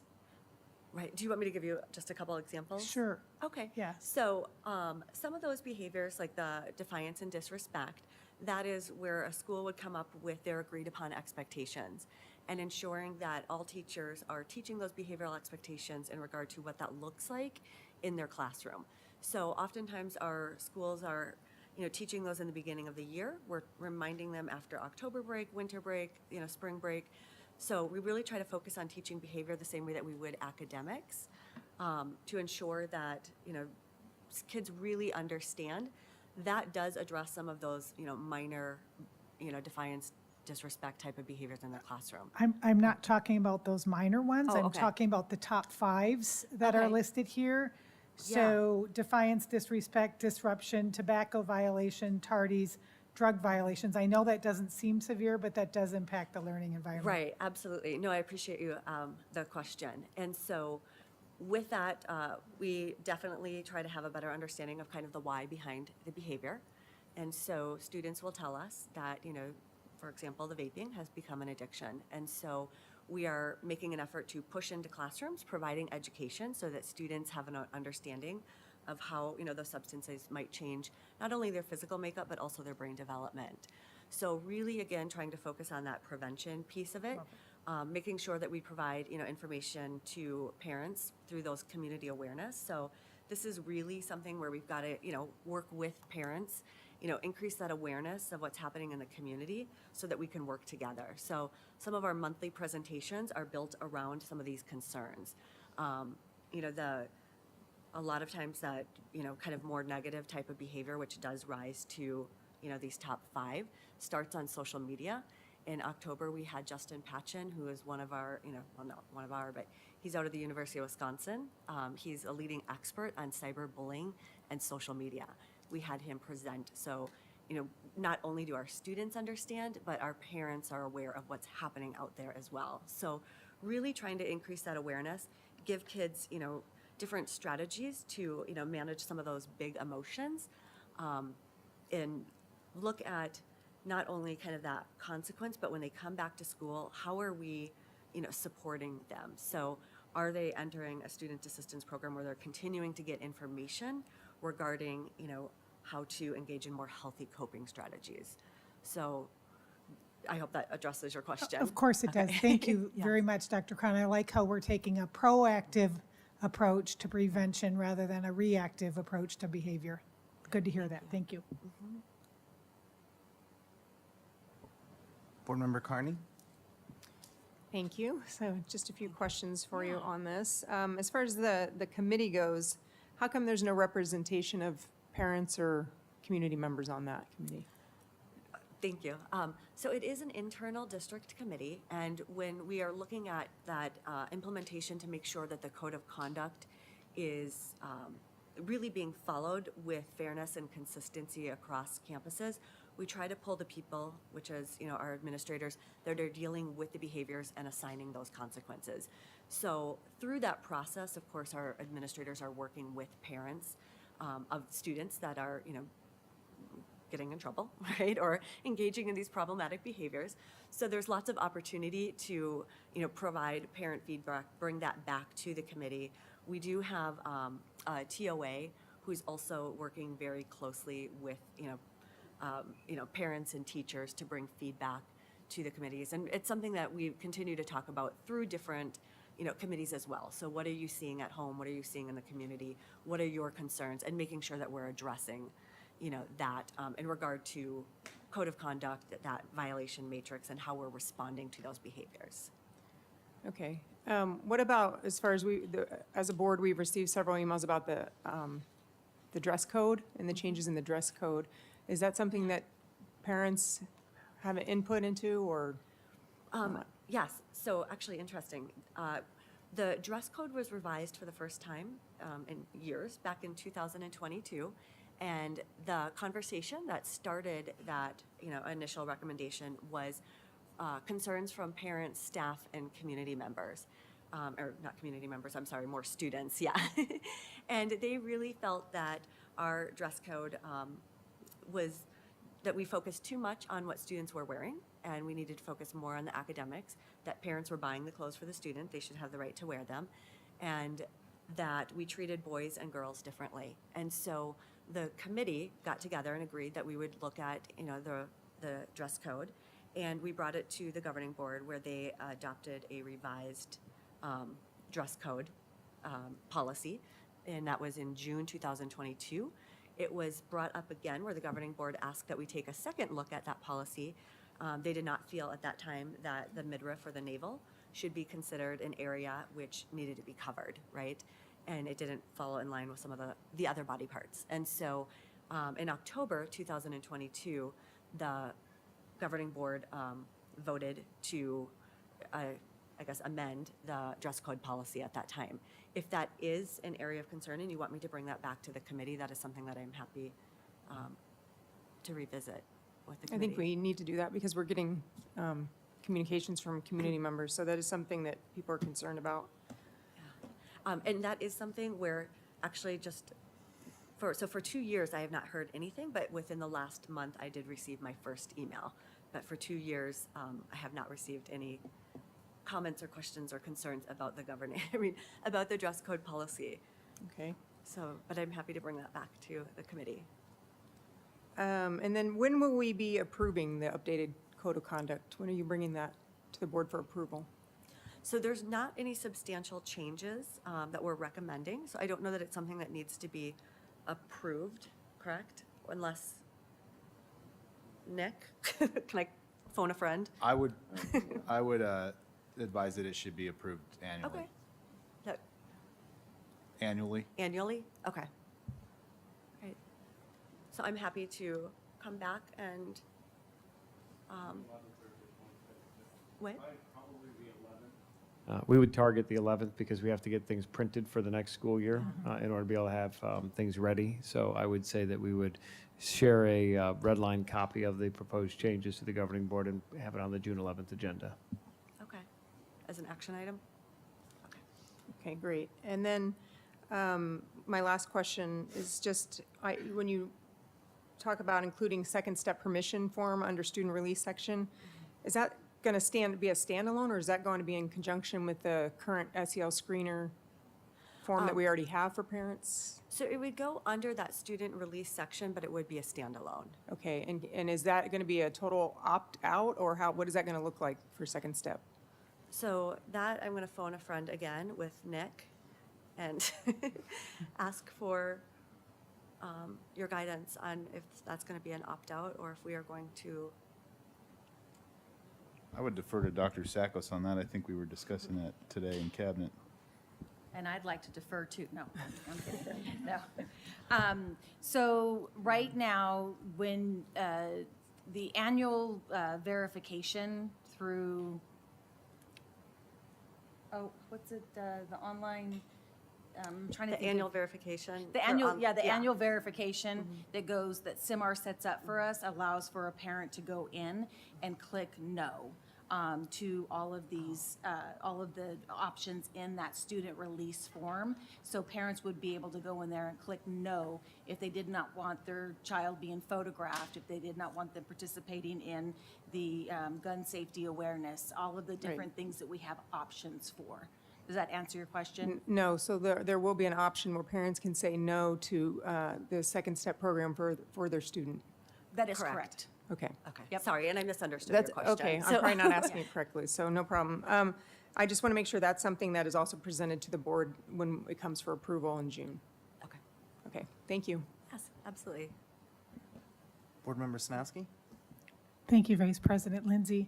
To be clear, as a governing board member, I have received 3 email messages about, they were cut and paste concerns, meaning they were copy and pasted emails. And then it was about stating the obscenities of the female midriff, and it was by taxpayers. So the fact that students and employees and parents played a role in revising the student dress code, I think speaks volumes. So I thank those that were involved in creating our updated dress code to respect our students. I think we're good. Thank you. Good. All right. Thank you. With that, we're going to move on to the consent agenda. I move to approve the consent agenda as amended. Do I have a second?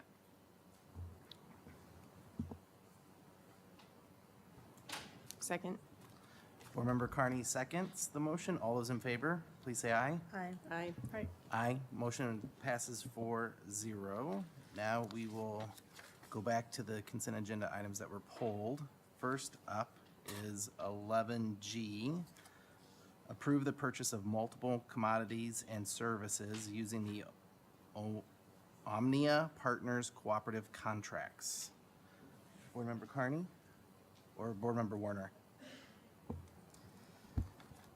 So this, I'm looking at one specific contract, not the entire agenda item.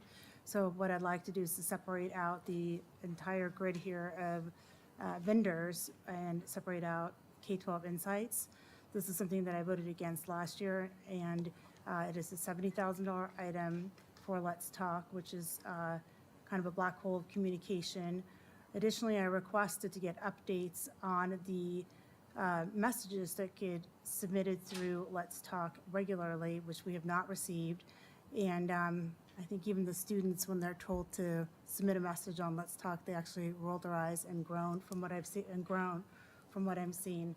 So I'd like to vote on these two separately. Dr. Minzy, you want to weigh in? Yeah. Nick, it's possible to pull a single item from this agenda and vote on the rest of the recommendations separate from the one that's being asked to be pulled? Please note, we have done this in the past many times. Thank you, Board Member Warner.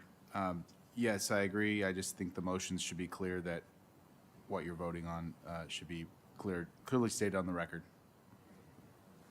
Board Member Warner, you want to make a motion? Or Board Member Sowski?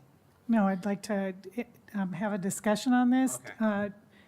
It was stated that Let's Talk was viewed as a black hole communication. Dr. Menzel, can you explain how Let's Talk is used? Let's Talk allows for any person in the district, any community member, anyone with a question, comment, suggestion, concern to be able to weigh in. There are 3 ways that they can do that. They can do it by putting in their contact information, their email, they'll get a response. They also have an opportunity, when they do that, to provide feedback on how the district was responsive to their concerns. The second option that individuals have is they can submit a dialogue as a hidden customer. As a hidden customer, we don't know the name of the individual, but we have an opportunity to respond. Someone chooses to use that option, and some staff members and community members have said, well, we want to do that because we're fearful of retaliation, for example. They can submit that. We won't know who they are, but we can still provide a response. So that provides some level of assurance to the individual. The third is they can submit an anonymous dialogue. And while the governing board policy makes it clear that the board will not consider anonymous communication, we've allowed that option to remain so that individuals who have questions or comments but don't want to take any chance that someone might know, they submit anonymously. Unfortunately, when someone submits anonymously, we can't respond to that. What it does do for us administratively is it allows us to review what's submitted before we close the dialogue to identify, is there anything of concern here? And sometimes there are multiple submissions that'll come in, and then we'll have an idea of what might require some additional attention from the administration. Then we're also able to respond in a timely manner based on the right person in our organization. We have 2,600 employees. Not every person in the organization knows the answer to every question that's submitted. So the way the system is structured is it allows for the right person on a dialogue team to be able to provide a response with the goal of doing that in a timely manner. We have provided periodic updates to the governing board with respect to our customer satisfaction score, the average time it takes to close a dialogue. There are opportunities to be able to bring other people into dialogues based on the initial request might go to someone in central office, but better answered by a building level principal. And so the system allows us to do that. If you compare to general email, I know for a fact that people in this system receive a ton of emails, and oftentimes an email can get lost. Sometimes people have fancy systems of trying to keep an email unread if they want to go back to it, but then they forget and then it gets buried and you can't see it. The Let's Talk system builds in a level of accountability because until you close a dialogue, it's open. And we have multiple people who are able to review that so that if it's an aging dialogue, not only does the system provide an automatic prompt to the individual who's responsible for it, but others in the school system have the opportunity to do so as well. One of the concerns when I was hired was that we needed to improve two-way communication with our community. The board adopted this tool in order to be able to do so. Thank you for responding on that, Dr. Menzel. So it is effective, efficient, addresses our KPI, transparency, accountability, customer service. Great, sounds good. Board Member Warner? Yeah, so I actually disagree on the transparency part, and there's been issues, and there are things that do fall by the wayside, and it is difficult to pull public records requests for that. So I will motion to approve the grid of vendors with the exception of K-12 Insights. And then we'll vote on K-12 Insights next, so that is my motion. Vice President Lindsay, can I add one more point of conversation for the board's consideration? Sure. Didn't mean to interrupt, but while K-12 Insights, the bulk of the funding for that does support Let's Talk, there's a smaller piece to that that helps us with, allow us to give our own surveys. So we just accessed that when we did the calendar survey, and what you'll notice isn't on the list for your approval this evening is Hanover. So that part of K-12 Insights, if we lose both opportunities or platforms that allow us to give surveys, I just wanted to bring that up, that is the second piece of this. While the bulk of it is Let's Talk, there's a part of it that we use for surveys as well. Board Member Carney?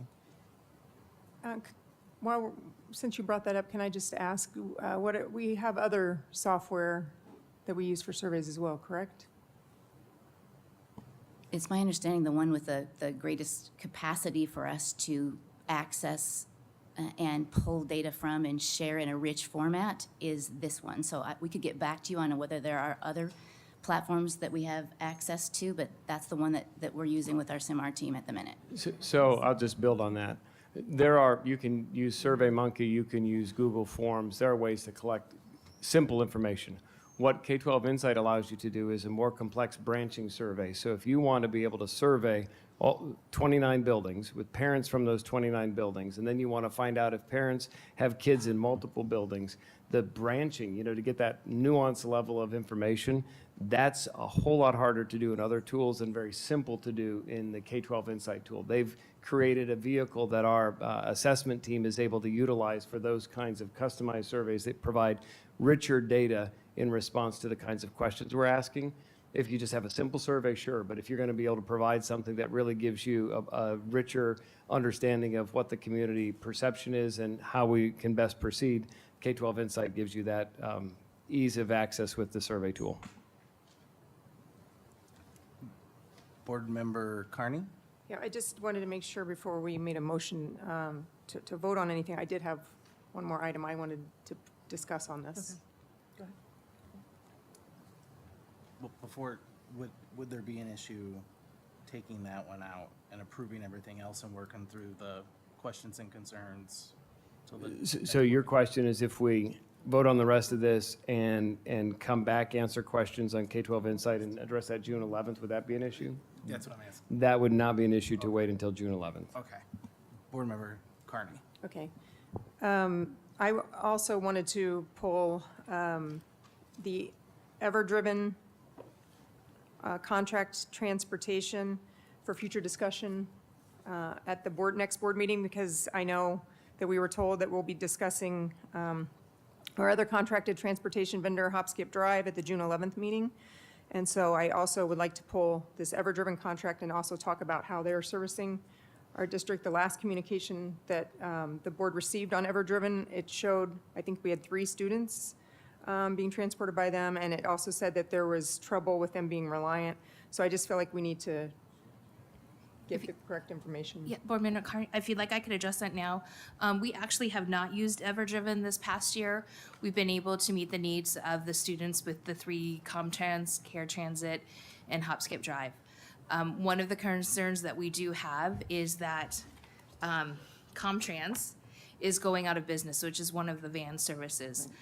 So while that's not a vendor that we've been using, and we want to make sure that if we do use them, there's some enhancements made with it, we felt it was appropriate to put it on here because we know that we're getting into a situation where our transportation system literally doesn't have the drivers to transport students. If we lose a vendor who's currently transporting 125 or so students right now, our concern is how do we service those students if we can't get them onto Care Transit, and depending on what happens with Hop Skip Drive. So it was one of those we're not necessarily using. We haven't used them in a year.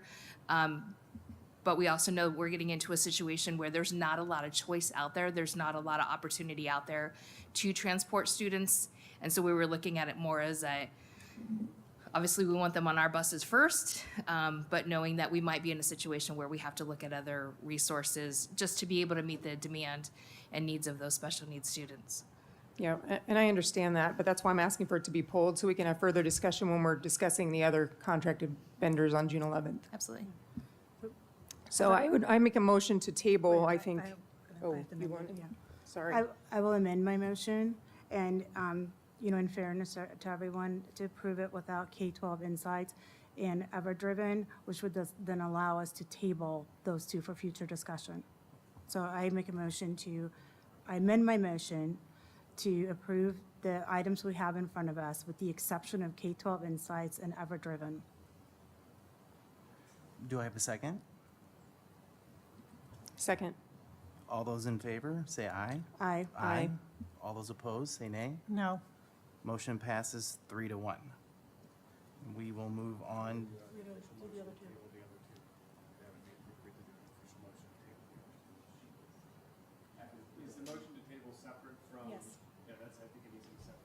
Yes.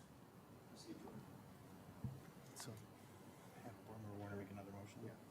Board Member Warner, do you want to make another? Oh, Board Member Snowski. Yep. I just wanted to ask a question before we move on from this and have some discussion on this. I appreciate Board Member Carney saying what her objections were to Everdriven, but it kind of sounded like, because it does state on this document that it's not to exceed, so there's like an estimated expense. Is that correct, Shannon?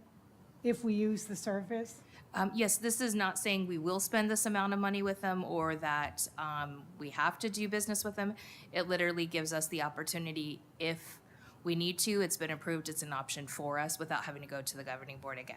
Okay, so I'm going to ask the same then of Board Member Werner to share with us, if she would, like why she is opposed to K-12 Insight when, let me just leave it at that, why she is opposed to K-12 Insight.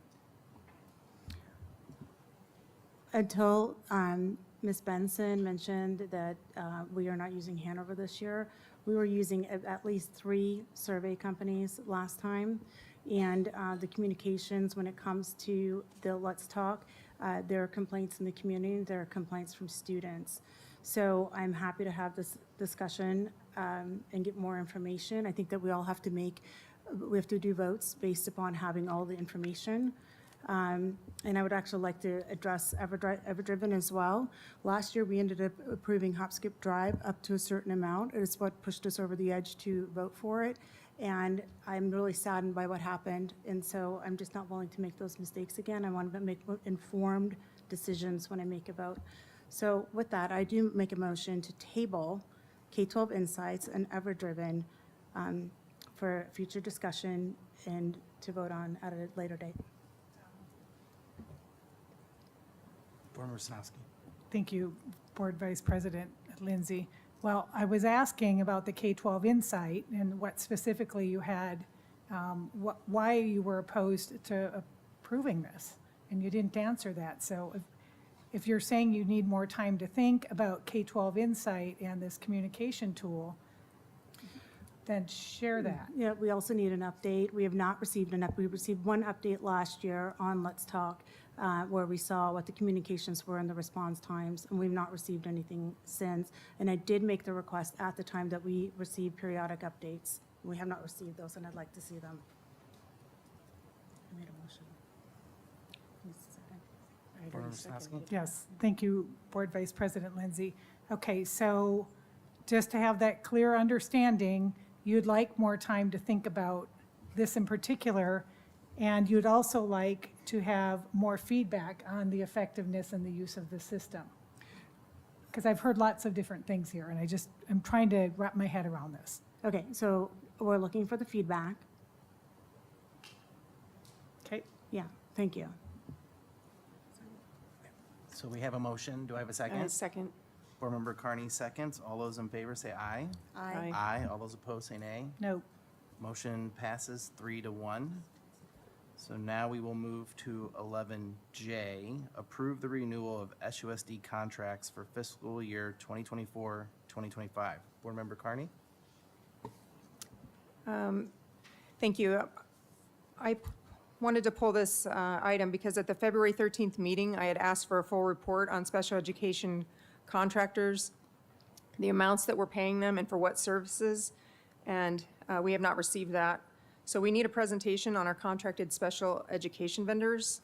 For $5 million, we need to know what this includes and what this is for. So we need to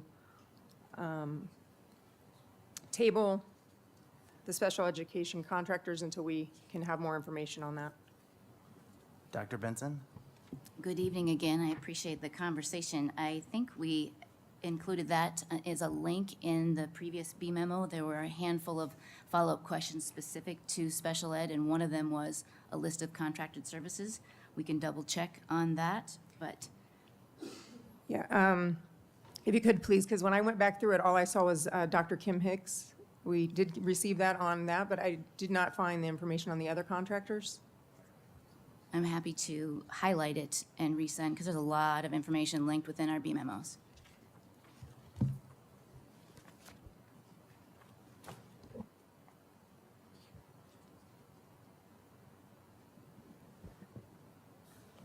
Dr. Menzel, you want to weigh in? Yeah, so I think there are a couple of questions, and Shannon, I want to ask you in particular. So there are a number of providers here.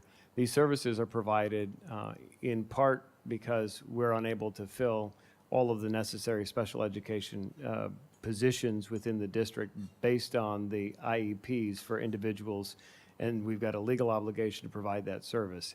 If this isn't approved tonight, will it put in jeopardy our ability to meet the requirements of the existing IEPs for our students because of the contracts that would be impacted by the delay? Dr. Menzel, so until it's approved, the special needs or the special education department would not be able to, they could enter in a requisition, but our purchasing department will not approve anything that's on a contract that hasn't been approved by the governing board. So in a sense of, it would put us a little behind on approving that part of it, although they don't start until July 1st. So even though people are putting things in the new year now, we're not actually processing them all the way through because it's a little early for, if you send it out now, people think we'll get the item actually before July 1st. So there's that. I can't speak to, and I would have to defer to Dr. Benson if that causes any issues with actually getting the service and having a provider from the company. But as a procurement part of it, we don't really start flipping POs for the new year until it gets later into June. So it wouldn't hold up necessarily anything on that side. It would just anything put in that was sitting in purchasing would be put on hold until they see that it's been approved. Board Member Sinowski? Thank you, Vice President Lindsay. To be clear, these recommendations in front of us come from the employees that work on behalf of our students. Is that correct, Shannon? The information that's put here is based on who are the contractors we've used this year and how much have we spent. Doesn't mean that we will use every single contractor on the list. Doesn't mean that we'll necessarily spend $5 million. It just gives the authority to use those vendors if we need to, up to $5 million. So if someone was wanting a piece of equipment or some materials or tools to work with students, these would be the vendors they could choose from, correct? And we're establishing an estimated budget for those items so that if it's needed, it can expedite the process. Is that correct? That's correct. It's literally to say, yes, these are the things that the governing board has authorized up to this dollar amount. And so when that requisition goes through, it means that the procurement department can go ahead and authorize that expense as long as there's budget for it, and move forward with that and not have to wait to see, for another board meeting to bring that back. Okay, thank you. Board Member Carney, do you have a motion? Or do you still have questions? No, I mean, we just had a problem with one of the vendors listed on here as far as with hiring process, and we have issues with virtual psychologists right now, and I just think it's really important for the board to understand exactly what's going on. So I make a motion to table this contracted special education item until we can get more information. Do I have a second? Second. Board Member Werner seconds. All those in favor, say aye. Aye. Aye. All those opposed, say nay. No. Motion passes 3-1, and we need to make another motion on this, right? And this one.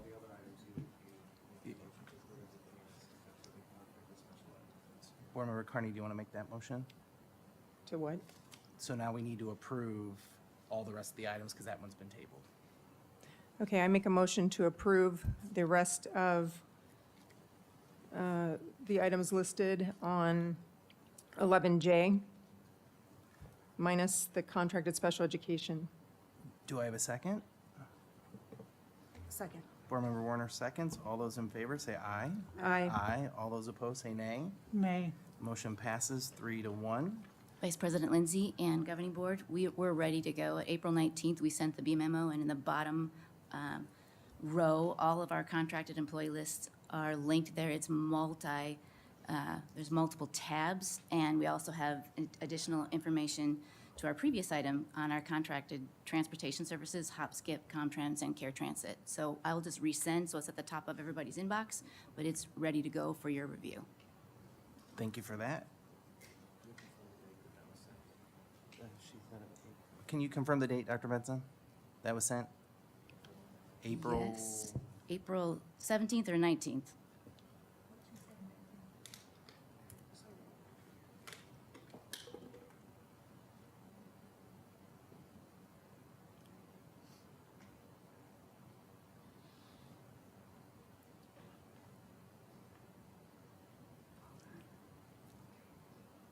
Don't mean to put you on the spot.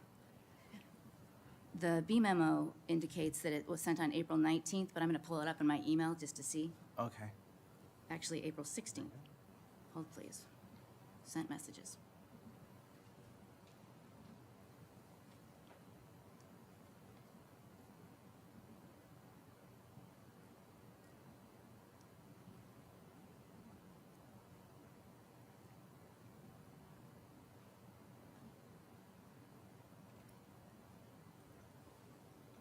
We send a lot of B memos.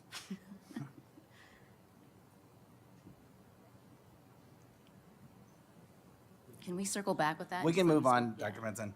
We're going to go to item 11L, approve the purchase of multiple commodities and services using the Greater Phoenix Purchasing Consortium of Schools and Strategic Alliance of Volume Expenditure Contracts. Either Board Member Carney or Board Member Warner. They both did. We're good. They both put the Oh, request in. that's what else do you have on here? You want to go first? You go first. I'll go first since it's related to the same.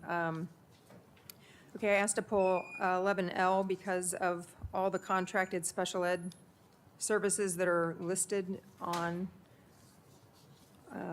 this item.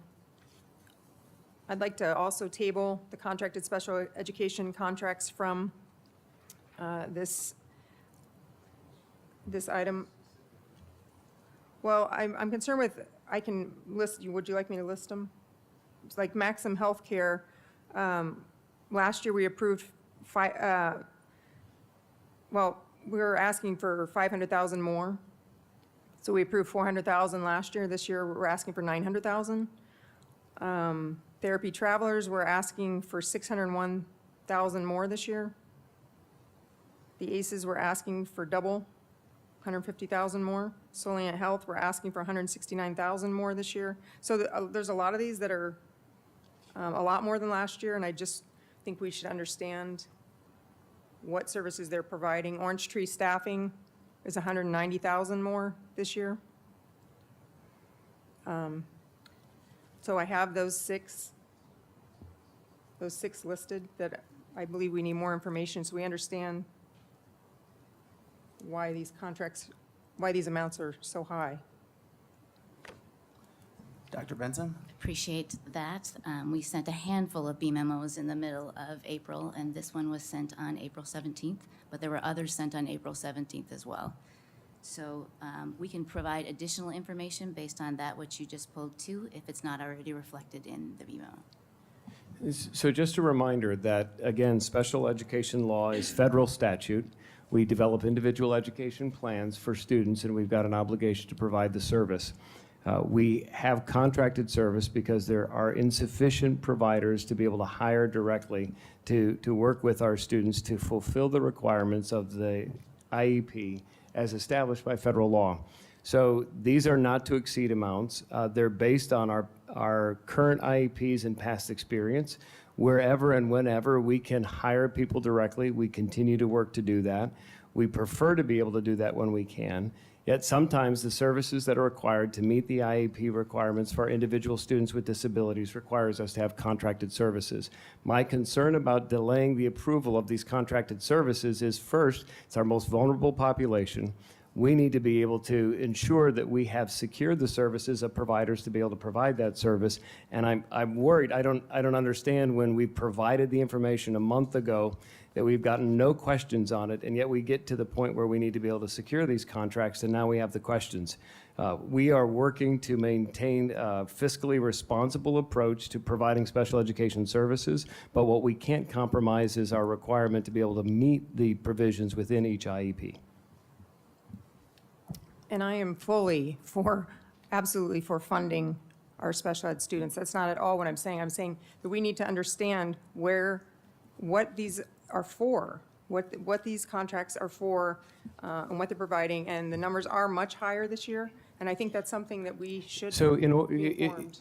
the challenge, respectfully, is that we don't review every IEP with the governing board. And so these are all the aggregate numbers of our special education students and the services provided to them. Again, these are not to exceed amounts. My concern is that we don't review every IEP. And so the special educators within the system, the entire team, from the district office to the people who are working with our students, rely on us to be able to pull together the entire team to respond to the IEP. We're happy to talk about what trends we're seeing within that, but we don't do that full review of every IEP with the governing board to say, for this student at Cocoa Paw at this time, this is the cost. And that's really, it's the aggregate of all the IEPs that you're seeing combined here. So that's what I'm not understanding about this question, because this is a not to exceed amount, and we provided contract information. In talking with our sister districts across the valley, everyone is seeing an increase in special education cost, and that's a concern for all of us, but it's driven in part by the fact that there are very few individuals that we can hire directly, and so this is a trend across the valley, not unique to Scottsdale. Board Member Werner?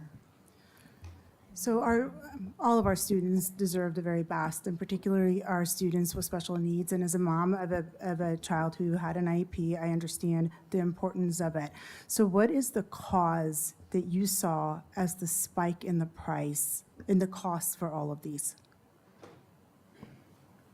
Board Member Warner, we just had a full afternoon workshop with taking a look at special ed budget, contracted services, and private placement. And those are the two areas that we have exceeded our budget, as has our peer districts, by 6 figures plus, because of, and we've got it broken down by area that in the B memo. So contracted services for paraeducators, contracted services for nurses, contracted services for teachers, even LRC teachers. That's our biggest number of contracted services. It's not our specialized programs. So we have that level of detail. Private placement has increased, not just for us, but for our peer districts too. And in order to address the best interest needs of our children who might have big behaviors and need a short-term outside placement to regroup. So those are the two biggest areas: contracted services for teachers, nurses, paras, and private placements for students exhibiting big behaviors to get help and then transition them back to our schools. So we identified 5 or 6 strategic actions to take moving forward, and we're sharing those with our principals at our May final admin meeting the last week of May. And then as far as our own special ed department, we've seen a pretty large exit of staff over the last couple of years, and what we're hearing is the culture and climate in the department is not very healthy. This is not agendized. So while we're talking Point about of order. sorry, we don't follow Robert's rules.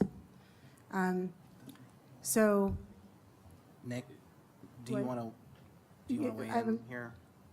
I think the comment, whereas it may not be specific to the agenda, it still has to do with the budget of SPED. So I think, just be careful not to go too deep into employee issues that aren't agendized. Thank you. So we're just, again, talking about the budget, and are there things that we can do to, have you looked at what is happening there so that we can fix it and be able to have those funds, the $900,000, if we can bring that back in-house, obviously with the exception of students that go off-site, but to pull the services back in, have you looked at that? So you have multiple layers to your response. In the B memo, the very first question that board members had passed was, can you show us the turnovers in staff? So we have by year, a 5-year data points, admin, certified, classified. That's the first area in that B memo. So would invite us all to take a careful look at that as well. I think special ed departments across the valley and state and country are dealing with many of the same issues that we are. It's a high stress, high turnover leadership position because of it's been difficult to fill teaching positions, para positions, and nurses and meet the needs of our kids. And so we have provided the information on turnover and would invite our board members to take a look and make a comparison there. Okay, and then the second part, have we looked at what the cause is for that? We continue to look at the causes of that. I think Yeah. the stress and turnover and change to the department 2 years ago when we had almost an entire leadership team take on in the most complex historical context I've ever seen in any department certainly would be at play here. I think we had one leadership team member 2 years ago that was returning, and so that entire new team, building a foundation, establishing relationships has been a priority. Thank you. Board Member Sinowski? Thank you, Vice President Lindsay. I appreciate my board colleagues that are wanting to learn and understand our expenditures. That's part of our role as governing board members. However, we have had this information, so my frustration comes in when there's an intentional, in my mind, it's intentional delay game because you're not showing up, reviewing the documents that have been provided to us. You ask the information of our employees. The staff members provide that information in a very timely manner, and then you say at the dais here that you're not prepared to make decisions, and these recommendations for expenditures come to us from our employees that work on behalf of our kids, whatever that experience is going to be. And you know, these joint cooperative, if there's a reason that you're just not putting out there that why you don't want to support these cooperatives, then share that to the public. But if it's just that you haven't read the information that you've asked for, then that's something else. I'm going to ask that you show up prepared to our governing board meeting so we can move our business of our district forward. Board Member Carney? I'm actually very prepared, so that has nothing to do with my questions today. The information that we received, nowhere does it say these amounts that were going to be requested on this agenda item. So I do apologize if I missed that B memo. That came during a time when we were receiving so many emails, I think. And it clearly, we're struggling with this B memo too, because when we ask for a presentation, many times this is how the information's coming to us. And it's getting lost in translation because there are so many B memos coming through. And I think that we need to look at a different way. I mean, we cut 5 of our special board meetings, and I understand that a lot of that information is now coming through a B memo. And so we can see today that this is a problem, and it's not an efficient way to communicate with the board. So I will only ask one last thing on this. I'm confused on why we have Comtrans listed on this as a contract transportation when they are no longer going to be serving our district. So with that one, we had been working with them. It's kind of gone back and forth as to whether or not they were going to continue services or not. They were looking at, did they get enough within the business, within that specific area for student transportation? And so unfortunately, we did learn that, but we didn't learn it until, it wasn't an absolute confirmed that that was going to happen until the agenda was already put together. And so that's why it was on there, is because we really didn't know until just recently that they were for sure. It's kind of gone back and forth. So we didn't know till recently that it was a for sure they are no longer in business for next year. Okay, so we need to strike them from this agenda item? You can. I mean, again, they won't be in business, so this doesn't say, I mean, approving doesn't say we have to use them or we will use them. Obviously, we won't because they won't be in business. I mean, you can if you would like to. It's not, doesn't have to be. Okay. Board Member Werner? Thank you. So with all due respect, these are our business meetings, and this is where we ask questions. And I think there were some really great questions that were asked today, and that the community is now able to see what's happening behind the scenes. So thank you. Board Member Carney, do you have a motion?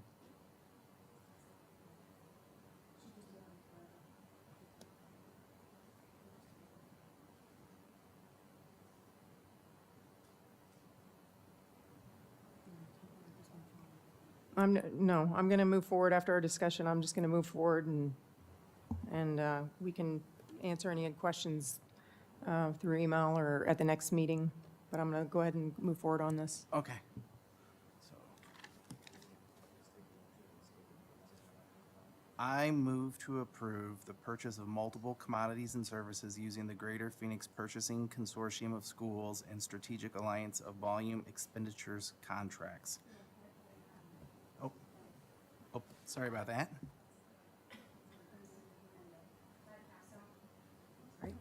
Capstone was on our contracts last year. I voted against it due to we were never able to successfully pull the age inappropriate slides from Pebble Go. I know that that went through a lot of drama, a lot of conversations, and ultimately we were not successful in being able to, again, pull the age inappropriate slides and assignments from it. So I'm not going to be supporting this again today.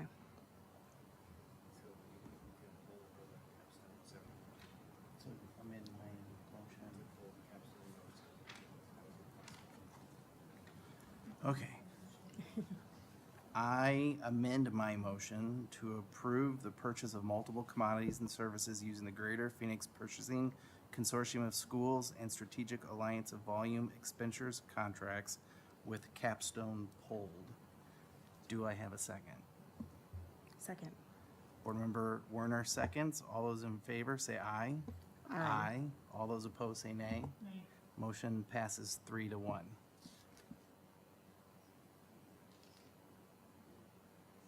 Okay, so I make a motion to table Capstone.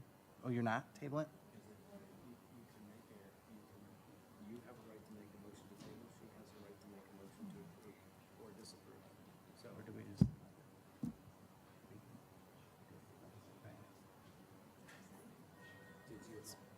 Okay, I make a motion to table Capstone since I already started with it. Do I have a second? Second.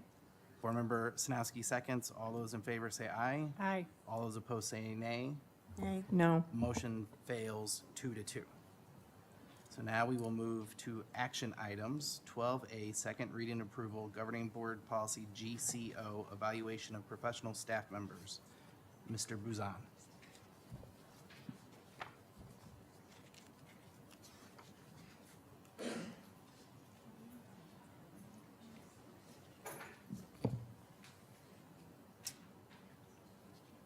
Good evening again, Vice President Lindsay, members of the governing board.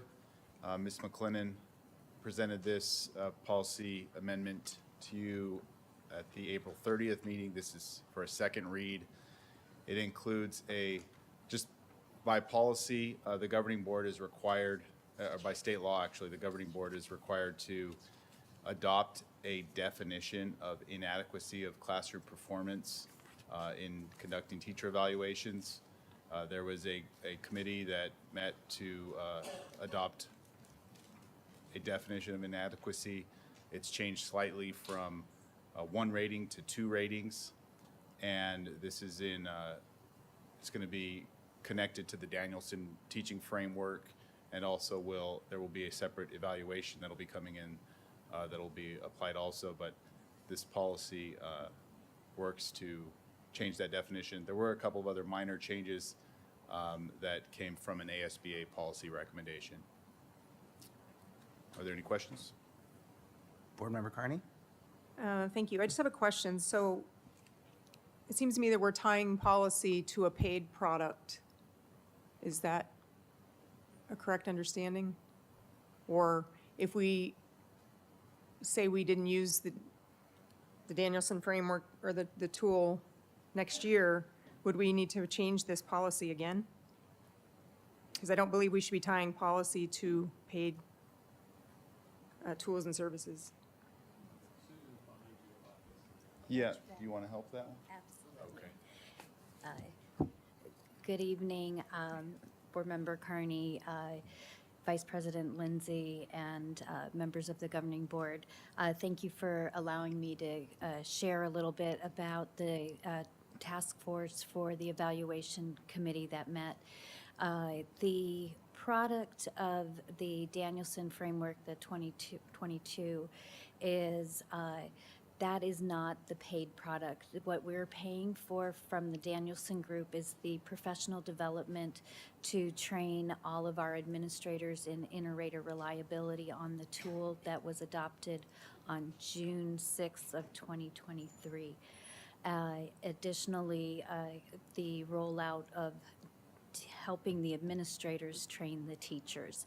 The language that's recommended here is in alignment with the tool because the 4 quadrants for the distinguished and proficient and basic needed to align with the first and second observation rather than the annual end of the year summative, which is required by the state to go into the 4 components of developing highly effective and so that's why the language changed there. I'm sorry, I used a lot of words.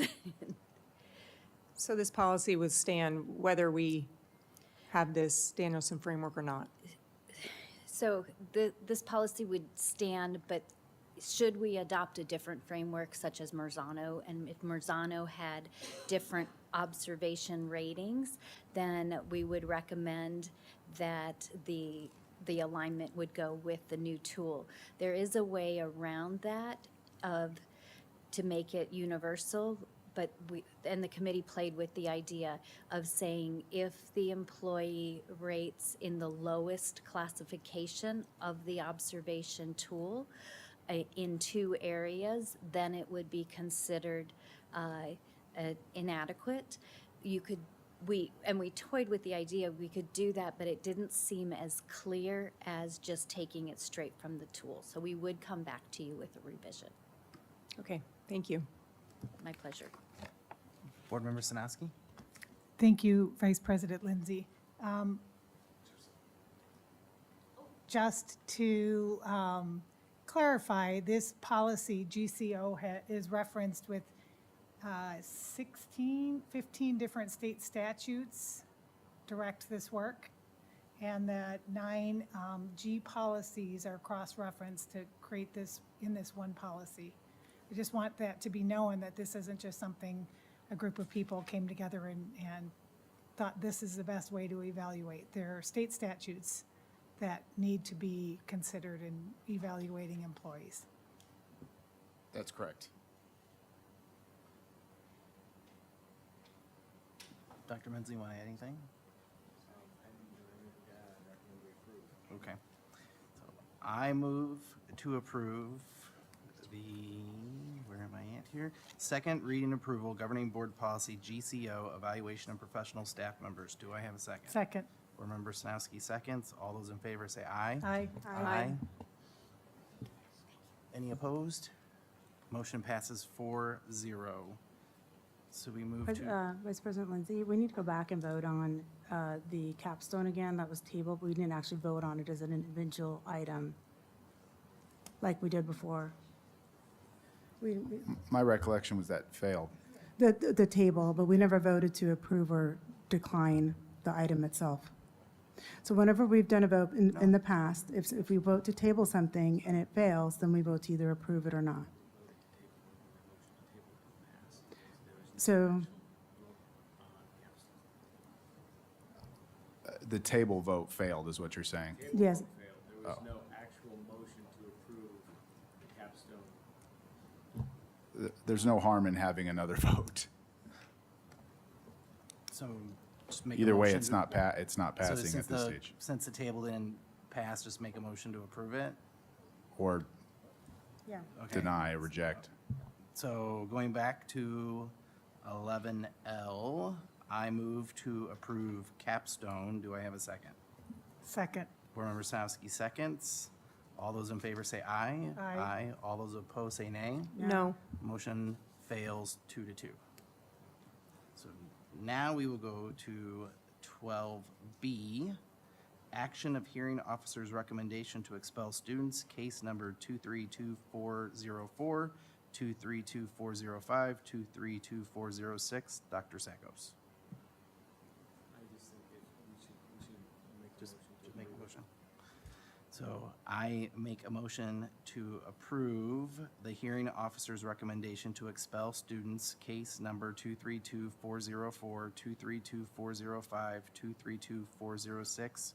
Do I have a second? Second. Board Member Sanowski seconds. All those in favor say aye. Aye. Motion passes 4-0. So we will. Okay. So 12C, approval of ASU Accelerated Learning MOU. Do any board members have questions? So I move to approve the ASU Accelerated Learning MOU. Do I have a second? Second. Board Member Sanowski seconds. All those in favor say aye. Aye. Motion passes 4-0. 12D, second read and approval, SUSD school calendars 2025, 2025-26, 2026-27, 2027-28. Dr. Benson. Any board members have questions? So I move to, Board Member Carney. Sorry. I think we should maybe just address, we received emails from the community regarding, their desire to start school later and, the other things. And I'm just wondering if you could address that publicly, because there's probably a lot of people wondering why we aren't doing that or why we can't do that. Appreciate the opportunity to do so. Thank you for calling it to our attention. First, I just wanted to make sure that we had done a shout out and thank the people that had invested a whole lot of time in the task force work about determining what kinds of questions we could ask to seek the greatest amount of input from our stakeholders. So a shout out to all in the task force and to Christine Bono, Sean Crozier, and our Cindy Bachna stepped up and did an awful lot when it came to the administration of the survey. So shout out to all. We had three huge factors that were consistent amongst our stakeholder groups as being most important, and that included making sure that we ended school before Memorial Day, making sure that the semesters were kind of equal so that finals could be done, and trying to start as late as possible and allowing that to happen. So with those three factors that we've been responding to stakeholder feedback today about the why, given those were the three areas that our stakeholder groups indicated were most important, all of our calendar choices reflected that, with the exception of one. One went beyond Memorial Day, and that got the least amount of votes of all six. So we appreciate the feedback and the questions that were posed from our handful of parents that reached out today too, and the opportunity to respond to them even before the board meeting tonight. So thank you for that level of engagement of our community as well, and the 5,000 that took the opportunity to respond to the first survey and vote on their calendar selections. Thank you for allowing us to clarify. I move to approve the SUSD school calendars 2025-26, 2026-27, 2027-28. Do I have a second? Second. Board Member Sanowski seconds. All those in favor say aye. Aye. Motion passes 4-0. 12E, approval of the 2024-2025 Governing Board meeting calendar. Dr. Menzel. Thank you, Vice President Lindsay, and members of the governing board. You have in your board packet two different options for consideration this evening. The first is similar to the current year with respect to having 11 regular meetings and 5 special meetings. The second is having board meetings twice a month on the first and third Tuesday. It's my recommendation that the board approve that second with meetings scheduled on the first and the third Tuesday. Board Member Carney? Thank you. I'm sorry, were you talking about option B? That is correct. Okay. Well, I just want to say that I voted against this year's meeting calendar, cutting the 5 special meetings. And the problem with that becomes, I think that I know I can speak for myself. I plan around our board calendar, so adding special meetings is difficult, right? And I found that I had to miss the one we added to our schedule later because I was on a plane after visiting my college kids. So I think that's the problem when we go down to, just one scheduled meeting in 5 months. But I did check in with some administrators to see how they felt on this, if this worked better for them, because that was the concern. And they said that, that it did, and I respect that they have a lot of work They have a lot of meetings they already attend, and so I would like to make a motion to approve option A for the upcoming school year. Second. So we have a motion from Board Member Carney and a second from Board Member Warner. All those in favor say aye. Aye. Motion passes 4-0. So now governing board reports. Any board members have governing board reports? Board Member Carney? Oh, you're, Oh, I'm still on. no, you're okay. No. No Board Member Sanowski? Yes, it will include a list of places I've been, and there's a reason for me to name these off, which I will get to at the end of this board report. Saguaro STEAM Showcase, if any of you were there, you could attest to how fantastic it was, from art to scientific experiments and inventions. Fabulous. We had our SUSD Foundation Golf Tournament. And the foundation does support our students and teachers, so I'm very appreciative of the work, and Dr. Sakos has been involved with the foundation for quite some time, so thank you for your work with that. They do support us and focus on our students. We've had 2 Sex Ed Advisory Committee work sessions. Again, I do not feel like any district has the quality of advisory board members as we do in this work.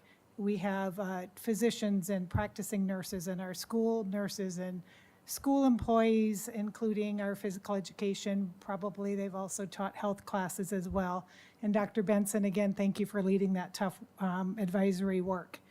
The Scottsdale Charros held a celebration event the end of last month, honoring our teachers on every campus and some students of excellence, and very grateful for that opportunity to be in such a positive environment. On the 25th of April, I was able to go see the results of an innovation cohort that we as a board approved the funding for and acknowledged it, and it was a Transportation Reimagined was their theme, and it was at Mountainside Middle School with Richard Reinhardt as their teacher. It's fabulous. It was fun. It was very engaging for the students, so that was great. Another engaging opportunity is the Kiva Community Art Walk. I have never seen a campus so crowded and so positive, and they had great food as well there for the families to enjoy, student music solos throughout the event. It was a phenomenal event, and kudos to the staff members for organizing that. We had our Charros Coronado Student Scholarship Signing Celebration here at Coronado. I was able to support our own Christine Harrington at the Scottsdale Chamber Women in Leadership Awards luncheon. That was wonderful, well-deserved. Thank you, Christine Harrington. Saguaro NHS recognition event.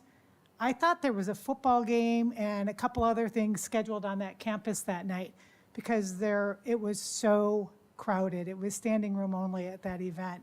And that was for the National Honor Society student recognition. So the community was very excited about this. Had the opportunity to be over at Cherokee to witness a great student project, caring about people and taking initiatives to change society. The Governor Hobbs came to Cherokee, and they signed a bill into law in front of the students, and she explained to the students what it was all about and how it worked. So it was a great educational opportunities, as well as the whole idea of science and glucagon availability saving people's lives. So it was a great lesson for our kids. I also had the ability to meet with some parents about some issues that were really important to them, and hear their ideas for improvement. And as I continue to move through our Scottsdale Unified School District and witness the insurmountable success of our students and our employees, it provides hope for me.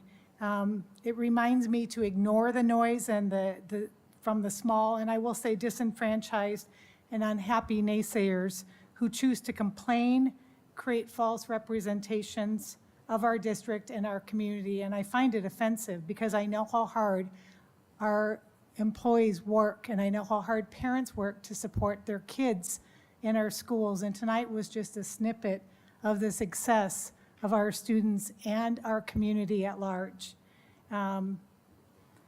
It really does, and anyone who knows me knows I wake up trying to be very positive. So it makes me wonder, what has happened that people choose to be so negative about our community when there's so much good that surrounds us. I'm very thankful for the employees. We had many employee appreciation from our Teacher Appreciation Week. We've had our administrative assistant appreciation times. And of course, there's always bosses week. I guess that's you, Dr. Menzel. But these things I think are really important to recognize. And though it's usually only a day, sometimes a week, it should be something we do on a regular basis in this community, because I think that would really help retain our employees and being dedicated to our students. I do want to shout out to our graduating seniors throughout all 5 of our brick and mortar campuses, as well as our Scottsdale online learning. Students will be moving on to their next chapter in their lives, and I encourage them to stay centered on their interests and focus on their personal growth opportunities. And remember that I want them to remember they are very important to our community and our rich legacy here in SUSD.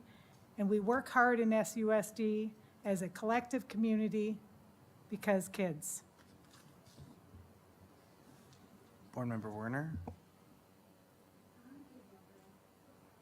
I wanted to take a moment and really acknowledge the staff.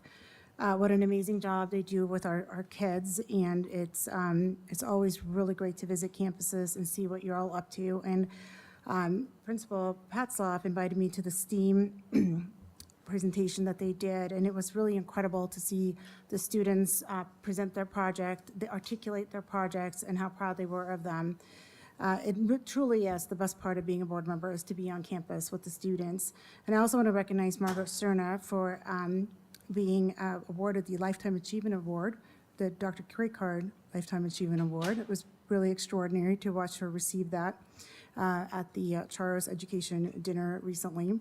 And I got to participate in the Teen Town Hall at Saguaro High School, which is where my boys graduated from. So it was really great to be with the students and the staff. They truly are incredible. And I know that everyone strives to do what is best for kids, and I'm very proud to be a part of this community. We'll move on to future agenda items. Do any board members have future agenda items? Board Member Carney? Thank you, Vice President Lindsay. I would like a discussion on limiting personal computer use for our elementary school students.